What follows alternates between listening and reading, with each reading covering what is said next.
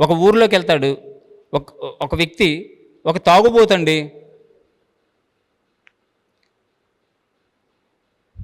ఒక తాగుబోతు ఒక ఊరిలోకి వెళ్ళాడు అనుకోండి, ఒక గ్రామంలోకి, ఏమడుగుతాడు?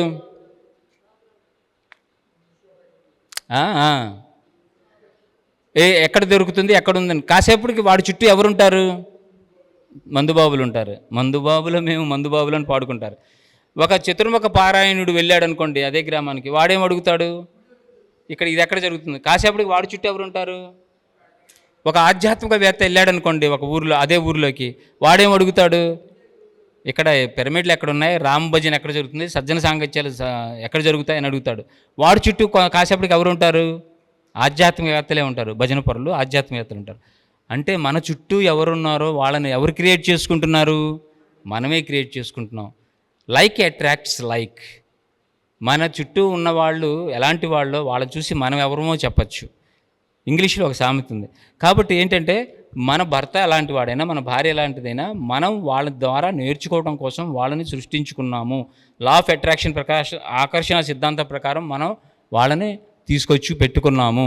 వీళ్ళ నుంచి పూర్తిగా పాఠం నేర్చుకోకపోతే ఏమవుతుంది తెలిసినా, ఇదే పాఠం మనం ఏం చేస్తామంటే అవాయిడ్ చేస్తాం.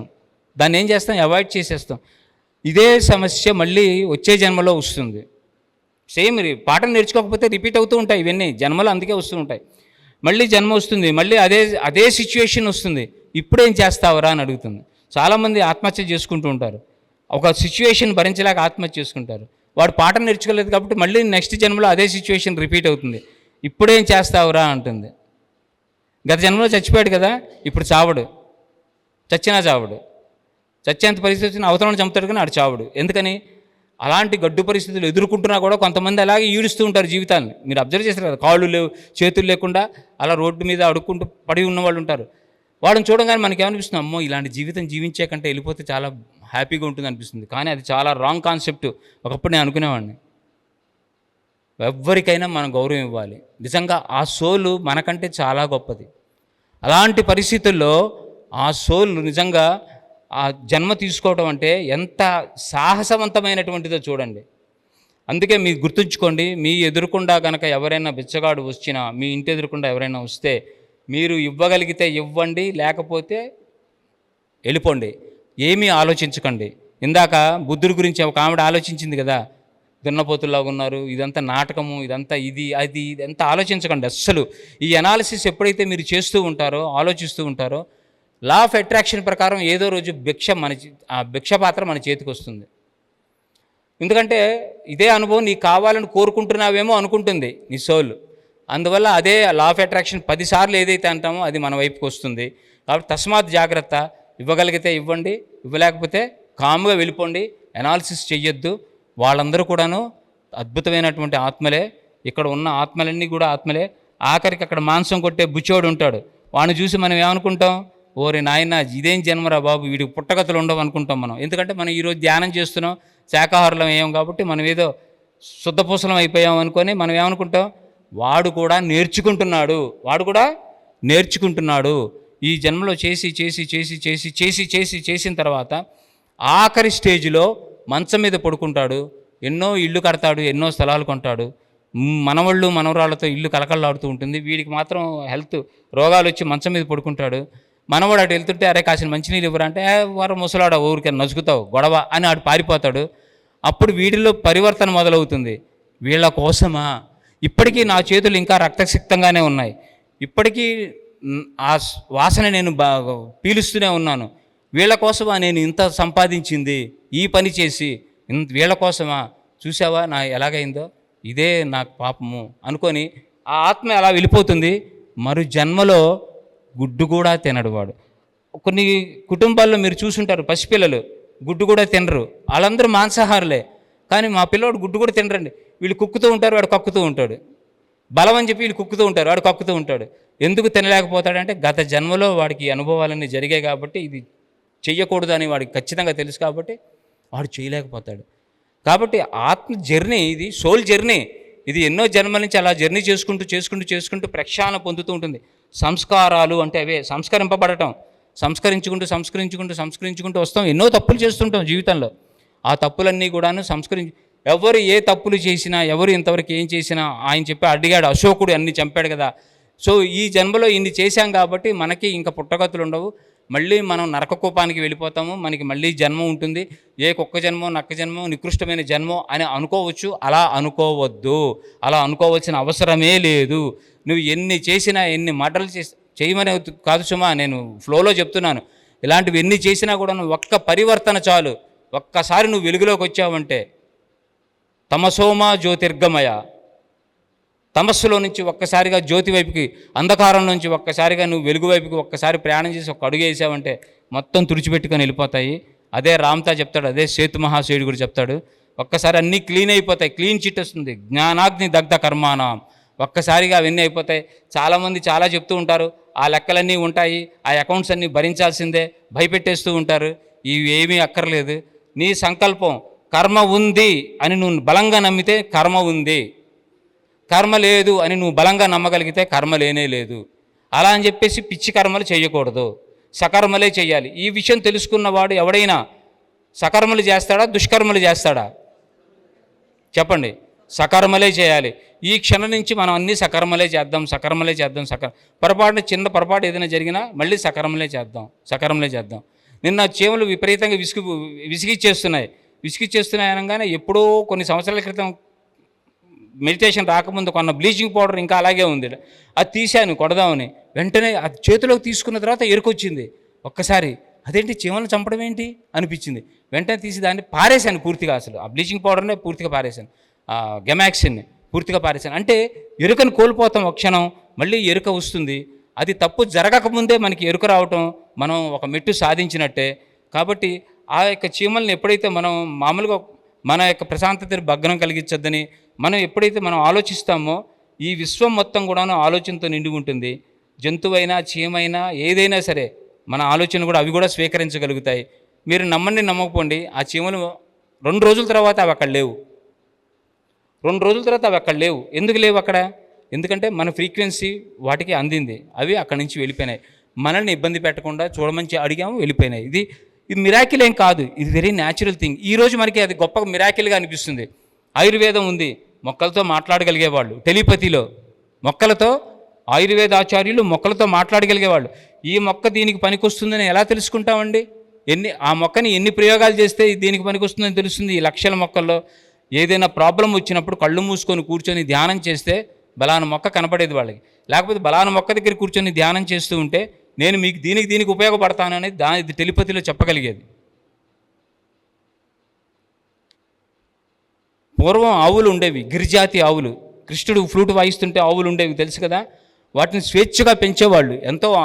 అవి ఎంత మమేకమైపోయి ఉండేవంటే, ఒక అవతార్ సినిమాలో చూసారా, ఆ ఎగిరే పక్షికి వీడి మైండ్ సెట్కి కలిపితే వీడు ఎలా ఎగరాలనుకుంటే అది అటువైపు వెళ్ళిపోతూ ఉంటుంది. సాఫ్ట్వేర్ ఒకటవుతుంది. అలా ఆ ఆవులకి మనకి ఒక సాఫ్ట్వేర్ ఉండేది. యజమాని రోగం వస్తే యజమాని ఆవు దగ్గరికి వెళ్ళి సపరీలు చేస్తున్నప్పుడు ఆ యజమానికి ఏ సమస్యలు ఉన్నాయో ఆ ఆవుకి తెలిసిపోయేది. అడవుల్లోకి వెళ్ళేవి ఆహారం తీసుకోవడం కోసం. అడవుల్లోకి అలా తీసుకెళ్ళినప్పుడు ఎటువంటి పాలు, ఔషధ లక్షణాలున్న పాలు ఇస్తే నా యజమానికి రోగం తగ్గుతుంది అనేది అది తెలుసుకొని ఆ యొక్క ఔషధ మొక్కల తిని వచ్చేది. నేను చదివాను ఈ మధ్య, అది అలా తిని వచ్చేదిట. అది తిని రాగానే ఆ పాలు తాగగానే ఆయనకి స్వస్థత చేకూరేదిట. అంటే జంతువులకి మానవులకి మధ్యలో ఎంత గొప్ప సంబంధాలు ఉన్నాయి చూడండి. మరి ఆ సంబంధాలు ఇప్పుడున్నాయా? ఆ టెలిపతి ఇప్పుడుందా? ఆ ఎబిలిటీస్ మనకు ఉన్నాయా? అన్నీ నిర్వీర్యం చేసుకున్నాం. కానీ ఇప్పుడు చాలా అద్భుతమైనటువంటి సమయం ఇది. విపరీతమైనటువంటి ఎనర్జీ భూమి మీద ఉంది. ఎంత ఎనర్జీ ఉందంటే ఇవాల్టి రోజు నిజానికి పిరమిడ్ కూడా అవసరం లేదు. భూమే ఒక పిరమిడ్ లాగా అయిపోయింది. భూమే కాదు, సౌర కుటుంబమే అయిపోయింది. ఇంకా చెప్పాలంటే మన పాలపొంత, మన గెలాక్సీ మిల్కీవేనే అయిపోయింది. 26,000 సంవత్సరాలకు ఒకసారి మనం మొత్తం సోలార్ ఫ్యామిలీ అంటే సౌర కుటుంబం మొత్తం కూడాను ఫోటాన్ బాండులోకి వెళ్తుంది. ఇది సైన్స్ ప్లస్ ఆధ్యాత్మికత కూడా. 26,000 సంవత్సరాలకు ఒకసారి ఫోటాన్ బాండులోకి వెళ్తుంది. మనం ఎంత అదృష్టవంతులు అంటే 26,000 సంవత్సరాల తర్వాత ఆ ఫోటాన్ బెల్ట్లోకి ఎప్పుడైతే భూమి వెళ్ళిందో ఆ టైంలో మనం ఇప్పుడు ఇక్కడ ఉన్నాం. చప్పట్లు కొట్టుకుంటారా బాబు గట్టిగా ఒకసారి? అలాంటి ఫోటాన్ బెల్ట్ అంటే ఏం కాదు. ఇప్పుడు ఆ లైట్ నా మీద మొహం మీద పడుతోంది, ఒక కాంతి నా మీద పడుతుంది కదా. కాంతి యొక్క the least particle of light it self it is photon. ఆ కాంతి యొక్క చివరి పార్టికల్ ఏదైతే ఫోటాన్స్ అంటారు. ఫోటాన్స్ ఒక టార్చ్ లైట్ అయితే ఎలా ఫోకస్ ఉంటుందో అలాగా అందులోకి వెళ్ళింది. అంటే ఎంత ఎనర్జీ భూమి మీదకి పాస్ అవుతుందో చూడండి. ఎంత సోలార్ ఫ్యామిలీ ఎంత ఎనర్జెటిక్గా ఉందో ఆలోచించండి. అంత ఎనర్జీ మీరు ఎక్కడ కూర్చున్నా కాస్మిక్ ఎనర్జీ వెళ్ళిపోతూ ఉంటుంది, శరీరంలోకి ప్రవహించేస్తూ ఉంటుంది విపరీతంగా. కాస్త కళ్ళు మూసుకొని ఇలా శ్వాసను గమనిస్తే చాలు మీ కాస్మిక్ ఎనర్జీ. ఎంతమంది కాస్మిక్ ఎనర్జీ మీ బాడీలోకి వెళ్తున్నట్టుగా మీరు అనుభూతి పొందగలుగుతున్నారు? Yes, exactly, that's right. ఆ అనుభూతి పొందాలి. ఆ లోపలికి అని వెళ్తూ ఉంటుంది. ఏదైతే బ్యాటరీ ఛార్జింగ్ అవుతున్నప్పుడు పాయింట్లు వాడు చూపిస్తూ ఉంటాడు, టక్ టక్ అలా మనకి తెలిసిపోతుంటుంది, ఒక సౌండ్తో వెళ్ళిపోతూ ఉంటుంది. అందరికీ అనుభవం కలగాలని కాదు. లేని వాళ్ళు ఏంటి నాకు కలగట్లేదు అనుకుంటే అసలు కలగదు, పోతుంది మొత్తం. కొంతమందికి ఏ అనుభూతి లేకుండానే వెళ్ళిపోతూ ఉంటుంది, కొంతమందికి అనుభూతి కలుగుతుంది. ఎవరికి అంత అనుభూతి కలిగిందని మాత్రమే నేను అడిగాను. లేని వాళ్ళు అది రావట్లేదు ఏంటి అని ఆలోచించొద్దు. సో ఇంత కాస్మిక్ ఎనర్జీ వస్తుంది. భూమి కూడాను 3 డైమెన్షన్లో ఉండేది. ఎక్కడ ఉండేది భూమి? 3 డైమెన్షన్లో ఉండేది. ఇంతకుముందు వచ్చినప్పుడు లాస్ట్ టైం ఇక్కడ 3 డైమెన్షన్ 5th డైమెన్షన్ గురించి క్లాస్ జరిగింది. అప్పుడు దివాన్ గారు, శైలజ మేడం వీళ్ళు ఉండేవాళ్ళు. మేడం ఇక్కడ బోర్డు ఒకటి అరేంజ్ చేశారు. 5th డైమెన్షన్ గురించి ఆ రోజు క్లాస్ జరిగింది. 2 రోజులు క్లాస్ జరిగింది, 2 day workshop 5th dimension. So అది పక్కన పెడదాం. మనం ఇప్పుడు 3 డైమెన్షన్లో ఉండేవాళ్ళం. ఇప్పుడు మన ఆలోచనలన్నీ 3 డైమెన్షన్కి సంబంధించినవి. ఈర్ష్య, ద్వేషం, కోపము, పగ, అసూయ, ప్రతీకారం, వేర్పాటువాదం. బాబు నీతో నాకు పని. అవతలను మార్చడానికి ప్రయత్నం చేస్తాం. అవతలోడు మారలేదనుకో, బాబు నీ దారి నీది, నా దారి నాది, నీతో నాకు పడదు అంటామా లేదా? వేర్పాటువాదం చివరికి. ఇలా రకరకాలుగా ఇవన్నీ 3 డైమెన్షన్ సంబంధించిన ఆలోచనలు. ఎప్పుడైతే నువ్వు కరుణ, ప్రేమతత్వాన్ని పెంచుకుంటావో, దయ, కరుణ, ప్రేమ, కంపాషన్, ప్రేమతత్వం అంటే ఏంటి? నీ భార్యను ప్రేమించడం గొప్ప విషయం కాదు, మీ పిల్లల్ని ప్రేమించడం గొప్ప విషయం కాదు. అందరి పిల్లలు, కుక్క కూడా వాడి పిల్లల్ని ప్రేమిస్తుంది. ఎవరైనా దగ్గరికి వెళ్తే ఊరుకుంటుందా? ప్రతి జీవికి ఉంది వాడి పిల్లల్ని రక్షించ. అది కాదు.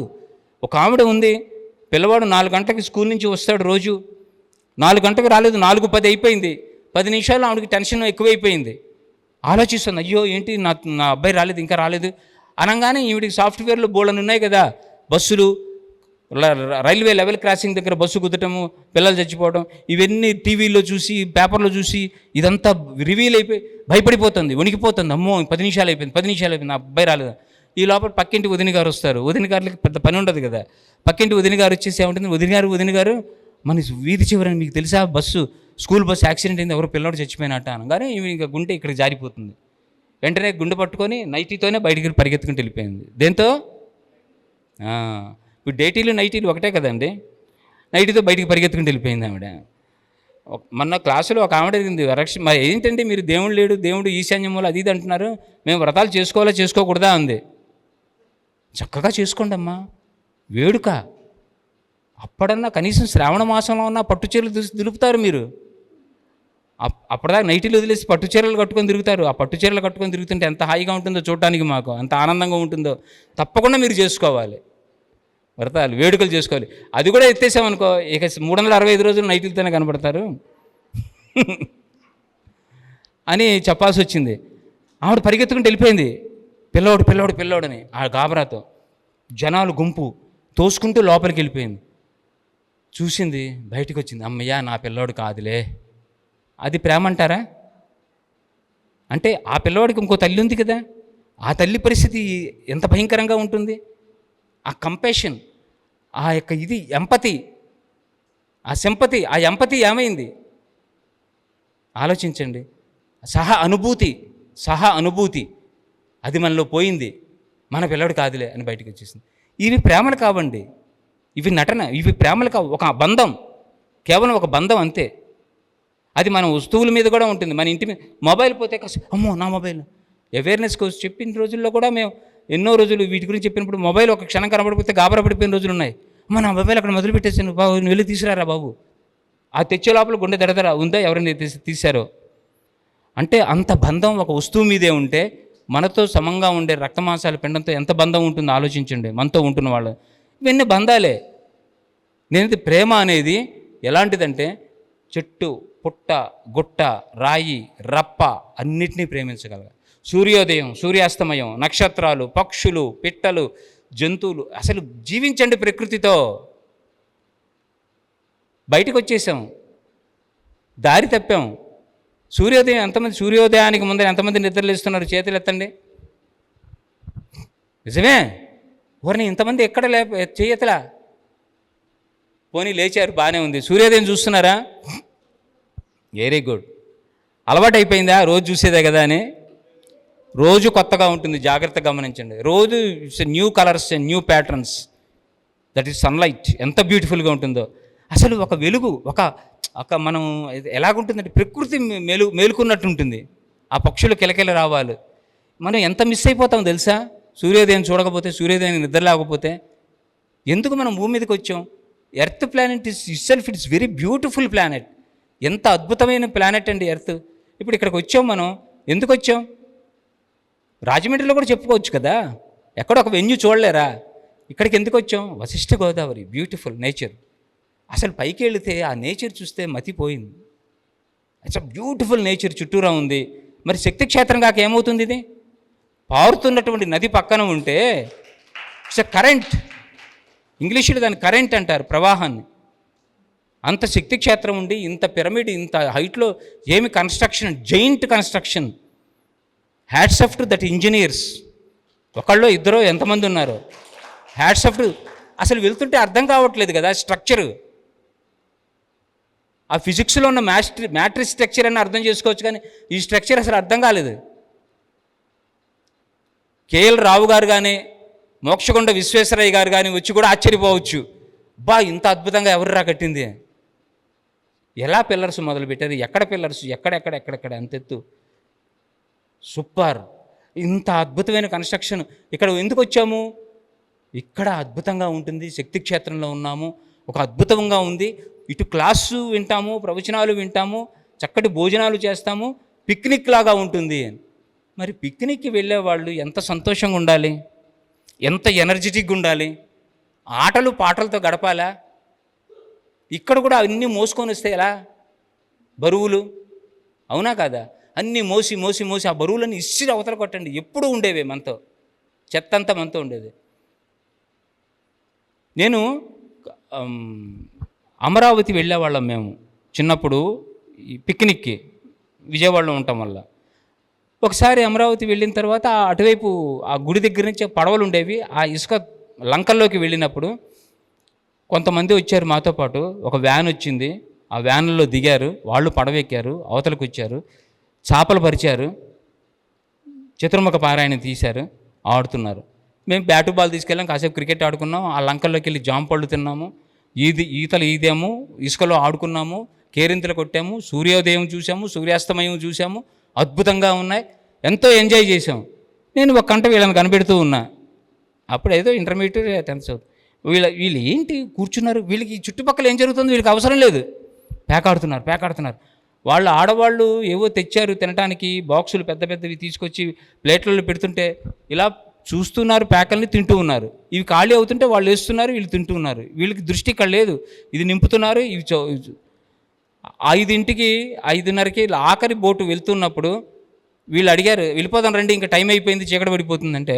ఆఖరి బోట్ అంటే ఇంకొక రౌండ్ అని ఆ దైపంగానే దులిపేసి మూటలు కట్టి అవన్నీ మూటలు కట్టి వేసుకొని పడవెక్కారు.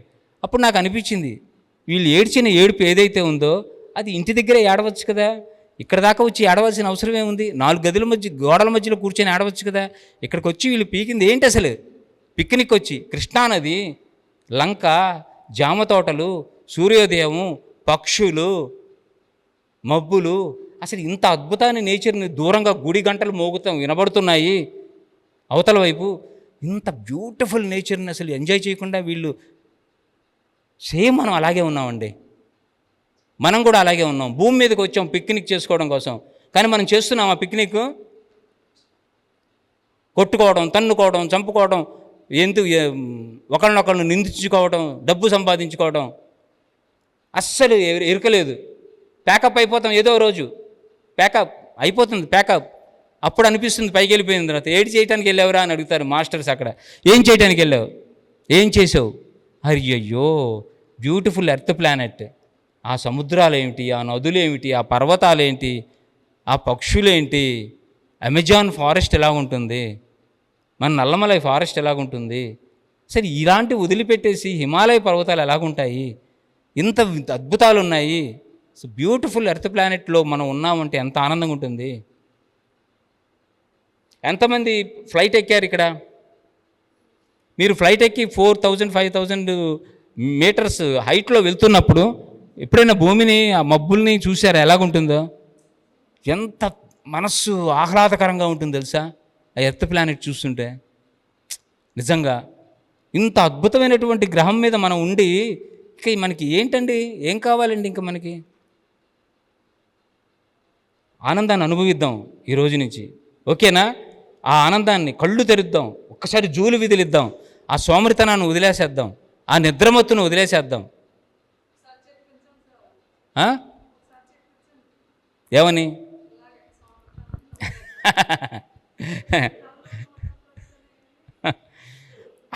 అలా ఆ స్థితిలో మనం ఉండాలి. ఆ పక్షులు ఎంత అద్భుతం అండి ఈ ఎర్త్ ప్లానెట్. అది వచ్చి మనం అది మర్చిపోయి వెళ్ళిపోతున్నాము. కాబట్టి ఇక్కడ నేను చెప్పేది ఏంటంటే, ఇలాంటి ఎర్త్ ప్లానెట్ ఈరోజు ఎంతో శక్తిని తీసుకుంటోంది, అద్భుతమైన శక్తి. డైమెన్షన్ మార్చుకుంది, 3 డైమెన్షన్ ఆలోచనలు వదిలేయాలి. ఇప్పుడు మనం ప్రేమతత్వంతో, కరుణతత్వంతో కనుక లేకపోతే తస్మాత్ జాగ్రత్త. నేను చదివిన పుస్తకాలు, నా అనుభవాల ప్రకారం నేను చెప్తున్నాను. ఇదే సత్యం అని కాదు నేను చెప్పేది. ఇదే కనుక మీ 3 డైమెన్షన్ నమ్మక వ్యవస్థ, బిలీఫ్ సిస్టమ్ని మార్చుకోకపోతే బాడీ వెకేట్ చేసి వెళ్ళిపోతాం, అందులో సమస్య లేదు. ఎంతమంది యుద్ధాల్లో చచ్చిపోతున్నారు చెప్పండి? ఎంతమంది కరువు కాటకాల్లో చచ్చిపోతున్నారు చెప్పండి? ఎంతమంది సునామీలు వచ్చి చచ్చిపోతున్నారు, ఎర్త్క్వేక్స్ వచ్చి చచ్చిపోతున్నారు, పాండమిక్స్ వచ్చి చచ్చిపోతున్నారు, రోగాలు చచ్చిపోతున్నారు. ఎందుకు భూమి తగ్గించేసుకుంటుంది, ఎందుకు జరిగిపోతుందంటే నీ యొక్క మానసిక స్థితిని, నీ యొక్క నమ్మక వ్యవస్థని నువ్వు మార్చుకోలేకపోతున్నావు. ఇంకా ద్వేషంతోనే ఉన్నావు, ఇంకా కోపంతోనే ఉన్నావు, ఇంకా అసూయతోనే ఉన్నావు, ఇంకా యుద్ధాలు చేద్దాం అంటున్నావు, ఇంకా ఆధిపత్యం చెలాయించాలని చూస్తున్నావు, ఇంకా నువ్వు 3వ తలంలో ఉన్నటువంటి ఆలోచనతోనే కూనరెళ్తున్నావు. కాబట్టి నువ్వు ఇక్కడ పనికిరావు. ఎర్త్ 5th డైమెన్షన్లోకి వెళ్ళిపోయింది, అది 5th డైమెన్షన్లోకి దాటిపోయింది. నువ్వు ఇంకా 3 డైమెన్షన్లో ఉంటే ఇక్కడ విమడలేవు, ఇక్కడ దాటి వెళ్ళిపోతావు, ఇక్కడ వదిలేస్తావు బాడీ. ఇక్కడ వదిలేసిన వాడు ఏమవుతాడు? అదేంటండి మా పరిస్థితి ఏంటి, మా గత ఏమిటి, మీ భూమి వదిలేస్తే మా పరిస్థితి ఏంటి, ఇంకా అయిపోయినట్టేనా అంటే, మీకోసం ఎవరైతే ఉన్నారో ఈ 3 డైమెన్షన్ ఆలోచనలతో ఇంకా అనుభవాలు పూర్తి అవ్వలేక ఇంకా పూర్తి పొందాలి అనుకుంటున్నారో వాళ్ళ కోసం ఈ విశ్వంలో ఇంకొక గెలాక్సీలో భూమి తయారై ఉంది ఆల్రెడీ. అక్కడ ఆల్రెడీ జన్మలు తీసుకోవడం కూడా మొదలు పెట్టారని నేను చదివాను. సో ఇక్కడ వదిలేసి బాడీలు వదిలేసిన వాళ్ళందరూ అక్కడ తేలుతారు. అక్కడ జన్మలు కావాలంటే అక్కడ మళ్ళీ జన్మలు తీసుకోండి, మళ్ళీ పిరమిడ్లు కట్టుకోండి, అక్కడ మళ్ళీ క్లాసులు పెట్టుకోండి, అక్కడ చేయండి. కానీ 5th డైమెన్షన్లోకి మనం వెళ్ళిపోవాలంటే ప్రాథమికంగా మనకు కావాల్సినవి మళ్ళీ మనం ఇంకొకసారి వచ్చినప్పుడు ఇంకా ఎలాబొరేట్ చేసి చెప్పుకుందాం. ఆ లోపల నేను 3 పాయింట్స్ చెప్తాను. ఆ 3 పాయింట్స్ మీరు ముగిస్తాను. 3 పాయింట్స్ చెప్పి మీరు అప్పటిదాకా ఈ 3 పాయింట్స్ ఖచ్చితంగా మీరు ప్రాక్టికల్గా పెట్టుకోండి. కష్టమేం కాదు, అవి మీకు తెలిసిన పాయింట్లు అవి. అందులో ఆల్రెడీ ఒకటి చెప్పేశాను నేను, ప్రేమతత్వం. ప్రేమతత్వం అంటే ఏంటి? ఇందాక చెప్పుకున్నాం కదా, మీరే ప్రేమ అయిపోవాలండి. నేను ప్రేమిస్తున్నాను అనేది చేసేది ఏం కాదది. అది మనం ఇప్పుడు జీసస్ క్రైస్ట్ని చూసినా, ఒక మహావీరుని చూసినా, లేకపోతే ఒక పత్రిజీ గారిని చూసినా, బుద్ధుని చూసినా, వాళ్ళు ప్రేమతత్వంతో ఉంటారు కదా. ఇప్పుడు వాళ్ళని కనుక ఇప్పుడు ఈ ప్రపంచం ఎలాగుందని మనల్ని అడిగితే మనం ఏం చెప్తాం? భయానకంగా ఉందంటాం. పేపర్ చూడాలంటే భయం వేస్తుంది, టీవీ ఆన్ చేయాలంటే భయం వేస్తుంది. ఏంటి సార్ ఇది ప్రపంచం, ఎక్కడ చూసినా భయానకమే, దోపిడీలు, దొంగతనాలు, యుద్ధాలు, పాండమిక్స్, సునామీలు, రేపులు, అవి ఇవి ఇన్ని కంప్లైంట్స్ ఇచ్చేస్తాం. ప్రపంచం ఇలా కనబడుతుంది మనకి. ఇదే ఒక బుద్ధుడిని అడగండి, any Buddha, not only Gautam the Buddha, బుద్ధుడిని అడగండి, ప్రపంచం ఎలాగుందంటే ఎంత ప్రేమ అండి, ఎంత కరుణతో ఉంది. వీళ్ళెవ్వరూ అందరూ కూడాను నాకు ఇక్కడ అంతా కూడాను దైవాత్మ సంభూతులే కనపడుతున్నారు. అందరూ అద్భుతమైన ఆత్మలు ఇక్కడ ఉన్నవి అంటాడా లేదా? ఆయనకి అలా ఎందుకు కనపడుతుంది, మనకి ఇలా ఎందుకు కనపడుతుంది? వీడు చూస్తే దొంగలాగా ఉన్నాడు ఏంట్రా అనిపిస్తుంది మనకి. కానీ వాళ్ళ ఆత్మను చూస్తారు, మన భౌతిక రూపాలు చూస్తాం. అవునా కాదా? వీడిని నమ్మచ్చో నమ్మకూడదు అంటాం. ప్రేమతత్వం చాలా ఇంపార్టెంట్. తర్వాత కంపాషన్, కరుణ. మీరు జంతువులు, పక్షుల దగ్గర నుంచి మొదలు పెట్టండి. నీరు పెడుతున్నారా? ఈ ఎండకి 40 డిగ్రీల టెంపరేచర్ దాటుతుంది, నీళ్లు పెడుతున్నారా పక్షులకి? నీళ్లు పెట్టండి. ఒక bowl, just a bowl of water, కాస్త ధాన్యం, కాస్త అన్నం, రోజు తినే అన్నంలో ఇంత అన్నం తీసుకెళ్ళి పెట్టండి, వాటికి పెట్టండి. వాటి దగ్గర డబ్బులు ఉండవండి, అవి కొనుక్కోలేవు మనలాగా. నువ్వు నీ దగ్గర 500 నోటు ఉంది, ఒక చేత్తో పట్టుకున్నావు, ఒక చేత్తో బిస్కెట్ ఉంది, రూపాయి బిస్కెట్, 500 నోటు ఉంది. కుక్క వస్తే బిస్కెట్ తీసుకుంటుందా, 500 నోటు తీసుకుంటుందా? అది పిచ్చిదా? 500 నోటు తీసుకుని 500 బిస్కెట్లు వస్తాయి కదా, దానికి అది అవసరం లేదు. ఈ తెలివితేటలు మనకి, ఎక్స్ట్రా తెలివితేటలు మనకు ఉంటాయి కాబట్టి మనం 500 నోటు తీసుకుంటాం, అవునా కాదా? వాటికి డబ్బుతో సంబంధం లేదు, అవి సంపాదించుకోలేవు, మన దగ్గర ఉన్నాయి, మనతో ఉన్నాయి. కాస్త ఏదైనా వాటికి అరేంజ్ చేయండి. మరీ దారుణంగా ఈ మధ్య ఏంటి, ఈ చల్లపెట్టెలు వచ్చేసాయి కదా, ఈ మిగిలిపోయినవన్నీ చల్లపెట్టెలో పడేస్తారు. చల్లపెట్టె అంటే అర్థమైపోయి ఉంటుంది మీకు. మళ్ళీ దాన్ని తీసుకెళ్ళి ఓవెన్లో పడేస్తారు, మళ్ళీ వేడి చేయటం తినటం, చల్లబెట్టడం, వేడి చేయటం, తినటం, చల్లబెట్టడం. అరే ఆ గార్బేజీ బాక్సులో పడేయండిరా బాబు ఇదంటే, ఆ గార్బేజీ బాక్సులో పడేయటం కన్నా ఈ గార్బేజీలో బాక్సులో పడేయటం బెటర్ అనుకుంటారు. ముఖ్యంగా ఆడవాళ్ళ గురించి నేను చెప్తున్నాను, ఎందుకంటే వాళ్ళు వేలు పోయినా పట్టించుకోరు, కానీ చిన్న స్పూన్ పోతే మాత్రం గగ్గోలు పెట్టేస్తారు, అవునా కదా? ఆ స్పూన్ దొరికేదాకా చంపేస్తారు, అవునా కదా? ఈ గార్బేజీ మీకు ఒకే విషయం చెప్తున్నాను, అదే వస్తువు ఆ గార్బేజీ బాక్సులో వచ్చే నష్టం కన్నా ఈ గార్బేజీ బాక్సులు వేస్తే వచ్చే నష్టం చాలా ఎక్కువ. గమనించండి. మీరు ఏదో సేవ్ చేశాను అనుకుంటారు, సేవ్ చేయట్లేదు, షేవ్ చేస్తారు, చాలా ప్రమాదం. కాబట్టి ఈ చిన్న చిన్న విషయాలు ఇవి. కాబట్టి అది బయట తీసుకెళ్ళి పెట్టండి, జంతువులకు పెట్టండి, వాటికి ఆహారం సంపాదించుకోలేవు, మన మీద ఆధారపడతాయి, మన మీద ఆధారపడి ఉంటాయి, పాపం చూస్తూ ఉంటాయి దీనంగా, జాలిగా. క్షణం లేట్ అయితే అల్లాడిపోతాం, వాటికి ఎవరిస్తారండి, ఎవరు పెడతారండి? అదొకటి నేర్చుకోండి. కరుణ. ఇంటి ముందరికి ఎవరు వచ్చినా, మీ ఇంటి ముందరికి వాళ్ళు ఎలాగున్నా ఎలాంటి ఉన్నా 10 రూపాయలు ఇవ్వగలం కదా, అట్లీస్ట్ 10 రూపీస్. గుర్తుంచుకోండి, 10 రూపాయలు మీరు వాళ్ళ చేతిలో పెట్టినప్పుడు వాళ్ళ మొహంలో ఒక స్పార్క్ వెలుగుతుంది. నేను చాలా ఏళ్ల క్రితం బస్సు ఎక్కినప్పుడు 45 రూపాయల టికెట్ అనుకో, 50 రూపాయల టికెట్ వాడికి ఇచ్చాననుకో, 5 రూపాయలు వాడు తిరిగి ఇవ్వడు, వాడు వెళ్ళిపోతాడు. కనీసం చెప్పడు, సార్ మీకు 5 రూపాయలు వస్తుందంటే కొంచెం మనసు హాయిగా ఉంటుంది. వాడు అది కూడా చెప్పకుండా వెళ్ళిపోతాడు, వాడి హక్కులాగా, వాడు జన్మ హక్కులాగా, కండక్టర్ యొక్క జన్మ హక్కులాగా వెళ్ళిపోతాడు. ఇక టెన్షన్ మొదలవుతుంది మనకి, వీడు 5 రూపాయలు ఇస్తాడా ఇవ్వడా, దిగేటప్పుడు అడగాల, మనకు గుర్తుంటుందా గుర్తుండదా.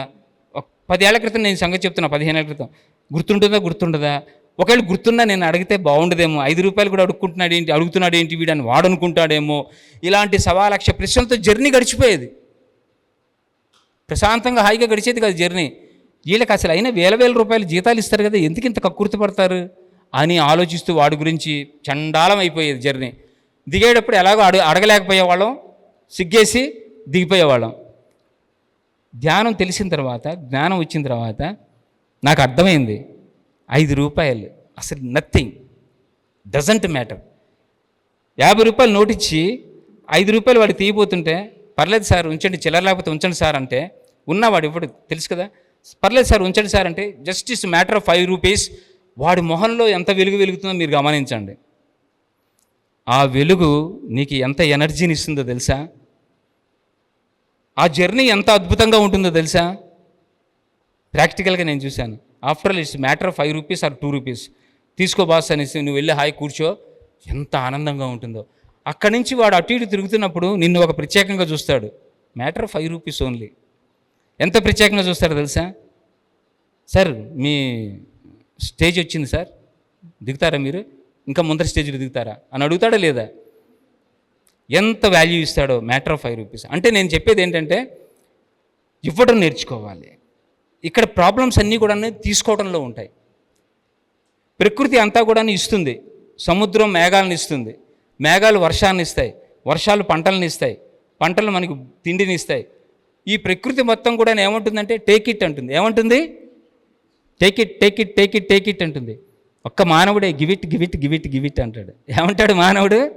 Give it. తీసుకోవడమే వాడికి తెలుసు, ఇవ్వడం తెలియదు. భార్యాభర్తలు గొడవలు కూడా కారణం అదే. నువ్వు నన్ను ప్రేమించట్లేదని చచ్చిపోతూ ఉంటారు అందరూ. 60 ఏళ్ళు వచ్చి నాకు షష్టి పూర్తి అయిపోయిన తర్వాత కూడాను, నా పెళ్ళైన కొత్తల్లో రోజుకి 4 సార్లు చెప్పేవాడు ఐ లవ్ యూ అని, అసలు ఇప్పుడు చెప్పడమే మానేశాడు అంటుంది 60 ఏళ్ళ ముసలావిడ, 60 ఏళ్ళు దాటిపోయినవాడు. చెప్పాలా? ఎక్స్ప్రెస్ చేయాలా? నోటితో చెప్పాలా? ఇవ్వడం నేర్చుకోండి. ఎంతసేపటికి యు ఆర్ ఆల్ బెగ్గర్స్ అంటాడు ఓషో. నేను అనట్లేదండి, మీరందరూ బిచ్చగాళ్ళు అంటాడు ఓషో. అందరి చేతుల్లో భిక్షపాత్రలు ఉన్నాయి చూడండి అంటాడు. మనం అడుకుంటున్నా లేదా? మా పిల్లలు నాకు మమ్మల్ని గౌరవంగా చూడట్లేదు, మా ఆవిడ ఎంతో ప్రేమించేది ప్రేమివ్వట్లేదు, ప్రేమించండి, నాకు గౌరవం ఇవ్వండి, నాకు మర్యాద ఇవ్వండి, నాకు ప్రేమను ఇవ్వండి. అడుక్కోవటమే. యు ఆర్ ఆల్ బెగ్గర్స్ అంటాడు ఆయన. అరే మీ చేతుల్లో అక్షయ పాత్రలు ఉన్నాయి రా బాబు, అక్షయ పాత్రలు ఉన్నాయి. ఇస్తూ ఉంటే తరగదురా బాబు. ఇవ్వండి, ప్రేమనివ్వండి, కరుణనివ్వండి, ఇస్తూ ఉండండి. నీ తరగదు, ఖర్చు లేదు. ప్రేమించండి అందరు. నేను ఒకళ్ళకి పరిమితం చేసుకోకండి మీ ప్రేమని, ఏ ఒక్కళ్ళకు పరిమితం చేసుకోకండి. ఒకళ్ళతో ప్రయత్నం చెయ్యండి. మీతో ఉన్న మీ పార్ట్నర్ని ప్రేమించడం నేర్చుకోండి. చచ్చిపోయినప్పుడు ఎందుకు ఏడుస్తామో తెలుసా? ఎవరైనా మన ఆత్మీయులు ఎందుకు ఏడుస్తామో తెలుసా? ఓషో చెప్తాడు, మనం ఏదైతే చెయ్యాలనుకున్నామో వాళ్ళకి అవి చేయలేకపోయామని మనం ఏడుస్తాం. సంపూర్ణంగా కనుక వాళ్ళని ప్రేమతత్వంతో పూర్తిగా వాళ్ళని ఫుల్ఫిల్ చేస్తే మనం ఫేర్వెల్ చెప్తాం, టాటా బై బై అని ఆనందంగా. కానీ మీరు చూడండి, చచ్చిపోయినప్పుడు ఏడుపులు ఎలాగుంటాయో. ఏంటి బలాన్ని తెమ్మన్నది మా ఆవిడ తేలేకపోయాను, హైదరాబాద్ తీసుకెళ్ళలేకపోయాను అని ఏడుస్తూ ఉంటాడు. హైదరాబాద్ తీసుకెళ్ళలేకపోయినందుకు ఏడుస్తున్నాడా, చచ్చిపోయినందుకు ఏడుస్తున్నాడా? రాత్రి బిర్యానీ అంటే ఆయనకి ఎంతో ఇష్టం అమ్మా, బిర్యానీ చేయమన్నాడు, నేను పాపిసి దాన్ని చేయలేదు, చచ్చిపోయినాడు. చేయనందుకు ఏడుస్తుందా, చచ్చిపోయినందుకు ఏడుస్తుందా? ఎందుకు ఏడుస్తున్నావు కూడా మనకు తెలియదు నిజానికి. ఆలోచించండి. ఇలా ఉంటాయి. అంటే వాళ్ళని కనుక మనం పూర్తిగా ఫుల్ఫిల్ చేయగలిగితే, ప్రేమతత్వంతో చూడగలిగితే. దయానంద సరస్వతి దగ్గరికి ఒకడు వెళ్ళాడు కాశీలో. ఆయన గంగానదిలో స్నానం చేసి బయటికి రాగానే, నన్ను మీ శిష్యుడిగా స్వీకరించండి స్వామి అన్నాడు. ఆయన ఒకటే అడిగాడు, నువ్వు ఎవరినైనా ప్రేమించావా అని. ప్రేమించలేదు స్వామి. అయినా అదేం పిచ్చి ప్రశ్న మీరు అడగటం. అవన్నీ వదిలించుకోవడం కోసం నేను మీ దగ్గరికి వస్తే మీరేంటి ఎవరినైనా ప్రేమించావా లేదా అని అడుగుతున్నారంటే, నేను ప్రేమించలేదు స్వామి ఎవరినంటే, నువ్వు పనికిరావు పోరా అన్నాడు. ఎవరినైనా ఒకరిని ప్రేమించిరా, నువ్వు ప్రేమ అంటే ఏంటో తెలుసుకొని రా, అప్పుడు నా దగ్గర శిష్యుడిగా చేరుదు కానీ అన్నాడు. మనం ఎవరిని ప్రేమించలేదు, మనల్ని మనమే ప్రేమించుకోలేదు. మనల్ని మనం ప్రేమించుకుంటే ఇలాగుంటామేంటి చెప్పండి? ఏం తింటున్నాం, ఏది పడితే అది తింటాం. ఈ శరీరం ఒక ఇన్స్ట్రుమెంటు, అద్భుతమైన ఇన్స్ట్రుమెంటు. దీన్ని ఎలా ఉపయోగించుకోవాలో తెలియదు, దీంట్లో ఏం వెయ్యాలో తెలియదు. మనల్ని మనమే ప్రేమించుకోం. దుఃఖాలను ఎక్కువ తీసుకుంటాం. మనం దేన్ని తీసుకుంటాం? దుఃఖాలను ఎక్కువ తీసుకుంటాం, బాధలను ఎక్కువ తీసుకుంటాం, పిచ్చి ఆలోచనలు ఎక్కువ చేస్తాం. ఇలా ఉంటే బాగుంటుంది, అలా కంపేర్ చేసుకుంటాం ఇతరులతో. ఇవన్నీ చేసుకొని మనల్ని మనం హింసించుకుంటున్నాం. అంటే అహింస పరమో ధర్మ అంటే అర్థం ఏంటి తెలుసా? ఊరికి జంతువులు చంపడం ఒకటే కాదు, అది హింసే. మాటలతో అవతలని తిట్టడం అది హింసే. కానీ ఇతరులను నువ్వు తిడుతున్నావు, ఇతరులను బాధ పెడుతున్నావు, హింస చేస్తున్నావు. కానీ నీతో నువ్వు కూడా హింస చేసుకుంటున్నావు. నువ్వేం మాట్లాడుకుంటున్నావు? నీతో నువ్వు మాట్లాడుకుంటావు కదా. ఖచ్చితంగా మనతో మనం మాట్లాడుకోమా? మాట్లాడుకొని ఎవడైనా ఉన్నాంటే వాడు పిచ్చోడు. ఎందుకంటే మనం ఏమనుకుంటామంటే, మనతో మనం మాట్లాడుకుంటే వాడు పిచ్చోడు అనుకుంటారు. ఎవడైనా వాడితో వాడు బయటకు మాట్లాడుకుంటే పిచ్చోడు అనుకుంటాం. కానీ మనం కూడా మనతో మనం లోపల మాట్లాడుకుంటాం లేదా? జాగ్రత్తగా గమనించండి, మీతో ఏం మాట్లాడుకుంటున్నారు, మీతో మీరు ఏమైనా మాట్లాడుకుంటున్నారో జాగ్రత్తగా గమనించండి. ఎందుకంటే నా బతికింతే, మనం ఎక్కువ ఇలాగ మాట్లాడతాం కాబట్టి. నాకు బుద్ధి రాదు, నేను ఎన్నిసార్లు ఇలా చేసినా కూడా నాకు బుద్ధి రాదు, ఇలాగే అవుతూ ఉంటుంది, నాకు ఎన్ని చెప్పు దెబ్బలు తినా నాకు బుద్ధి. ఇలాంటివే మన శాపనార్థాలు పెట్టుకుంటూ ఉన్నాం అనుకోండి, అది భయంకరమైన హింస. అది భయంకరమైన హింస. నా జీవితం ఎందుకు ఇలా ఉంది, నా పిల్లలు ఎలా ఎందుకు చూస్తున్నారు? ఎవడి బతుకు వాడిదండి. పిల్లలైనా సరే, పిల్లలు అసలు మీ ప్రాపర్టీ కానే కాదు. ఓషక్ చాలా క్లియర్గా చెప్తాడు, మన ప్రాపర్టీ కాదు. వాళ్ళని మనం ఎంచుకొని వాళ్ళని తీసుకురాలేదు, వాళ్ళు మనల్ని ఎంచుకొని వచ్చారు. వాళ్ళ ప్రాపర్టీ కాదు వాళ్ళు. అసలు వాళ్ళ బతుకు వాళ్ళు బతకాల్సిందే. వాళ్ళు నన్ను ఇవన్నీ తీసి అవతల పడేస్తే కానీ బంధ విముక్తం రాదు. దుఃఖ విముక్తం ఎప్పుడు జరుగుతుందంటే బంధ విముక్తం అయిపోయినప్పుడే. బుద్ధుడు చెప్పాడు. బుద్ధుడు ఎప్పుడు అవుతాడంటే బంధాలు వదిలితేనే బుద్ధత్వం వస్తుంది, లేకపోతే బద్ధుళ్ళుగానే ఉంటాం మనం. బద్ధుడుగా ఉండాలా, బుద్ధుడుగా ఉండాలా అనేది తెలుసుకోవాలి. ప్రేమతత్వంతో ఉండండి. మిమ్మల్ని మీరు ప్రేమించుకోండి. ప్రతిరోజు సూర్యుడి దగ్గర నుంచి ఉండి నక్షత్రాలు చూడండి రాత్రిపూట. ఇంట్లో గడుపుతారు 4 గోడల మధ్య టీవీలు చూసుకుంటూ. ఎంతకాలం చూస్తారండి? చూసిన మొహాలే చూసుకుంటూ ఒకళ్ళనొకళ్ళు. అవునా? చూసిన మొహమే కదా, రోజు చూస్తాం. ఎంతకాలం చూస్తాం? విసిగిపుట్టదా? 30-40 ఏళ్ళ నుంచి చూసిన మొహాలు చూస్తూ చూస్తూ చూడంగానే తిట్టాలనిపిస్తుందో ఏదో అనాలనిపిస్తుంది. ఎరా ఎందుకురా ఇది చేసావు అని. హాయిగా మేడ మీదకి వెళ్ళండి, దిండు తీసుకెళ్ళండి, చాప తీసుకెళ్ళండి, చాప వేసుకొని దిండు వేసుకొని హాయిగా పడుకొని నక్షత్రాలు చూడండి. బోళ్ళంత నేర్పిస్తాయి మీకు నక్షత్రాలు. ఎక్కడి నుంచి మనం వచ్చామండి? మన ఆరిజిన్ ఏంటో మనకు తెలుసా? మనం ఎక్కడి నుంచి వచ్చాము? మనకు ఆరిజిన్ మనకు తెలిసేంటి? తెలియదు మనకి. కానీ మనం ఎక్కడి నుంచి వచ్చామో ఆరిజిన్ అవి మనకి ఒక మెసేజ్ ద్వారా వస్తాయి. అది యాస్ట్రల్ మాస్టర్స్ కావచ్చు, ఎలియన్స్ కావచ్చు, ఫ్లయింగ్ ఆబ్జెక్ట్స్ వల్ల కావచ్చు, ఎన్ని విచిత్రాలు జరుగుతాయి. There are so many experiences in my life. నాకు చాలా ఎక్స్పీరియన్సెస్ జరిగాయి. ఆ విషయాలు ఎన్నో ప్రయోగాలు చేసాం. అవన్నీ ఎక్స్ప్రెస్ చేసే టైం ఇక్కడ లేదు, సందర్భం కూడా కాదు. దానికి ప్రత్యేకమైన వర్క్షాప్స్ ఎప్పుడైనా పెట్టుకున్నప్పుడు మనం ప్రత్యేకంగా చెప్పుకుందాం ఆ విషయాలు.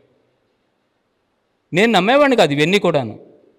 నేను చాలా కరుడు కట్టినటువంటి నాస్తికవాదిని. నేను ఈరోజు మీకు ఇంత అథెంటిసిటీగా చెప్తున్నాను అంటే ఇంకా ఇక్కడ ఎనర్జీ లెవెల్స్ లేవు కాబట్టి నేను కొంచెం డెప్త్లోకి వెళ్ళలేకపోతున్నాను. Flying saucers, aliens, astral masters గురించి నేను చెప్పలేకపోవడానికి కారణం, ఇక ఎనర్జీస్, డైమెన్షన్స్ గురించి, 5th డైమెన్షన్ గురించి చెప్పలేకపోవడానికి కారణం మీరు పుస్తకాలు చదవలేకపోయారు కాబట్టి. మీరే ఆ పుస్తకాలు చదివి ఉంటే మనం ఇంకొక లెవెల్లో క్లాస్ ఉండేది. ఈ ప్రయోగాలు చెయ్యండి. మనం ఉన్నది దేనికి? భూమి మీద ఎంతకాలం ఉంటామో తెలుసా? ఇక్కడ ఎవరైనా చెప్పండి, మీరు ఎవరైనా ఇంతకాలం, నేను ఖచ్చితంగా ఇంతకాలం ఉండగలను చెప్పగలిగిన వాళ్ళు ఎవరైనా ఉన్నారా? తెలియదు మనకి. మనం ఎంత వేసుకొచ్చామో మీ అకౌంట్ తెలుసా మీకు? ఎంత ఖర్చు పెట్టామో తెలుసు మనకి. ఎంత ఖర్చు పెట్టామో తెలుసు. కానీ ఇంకెంత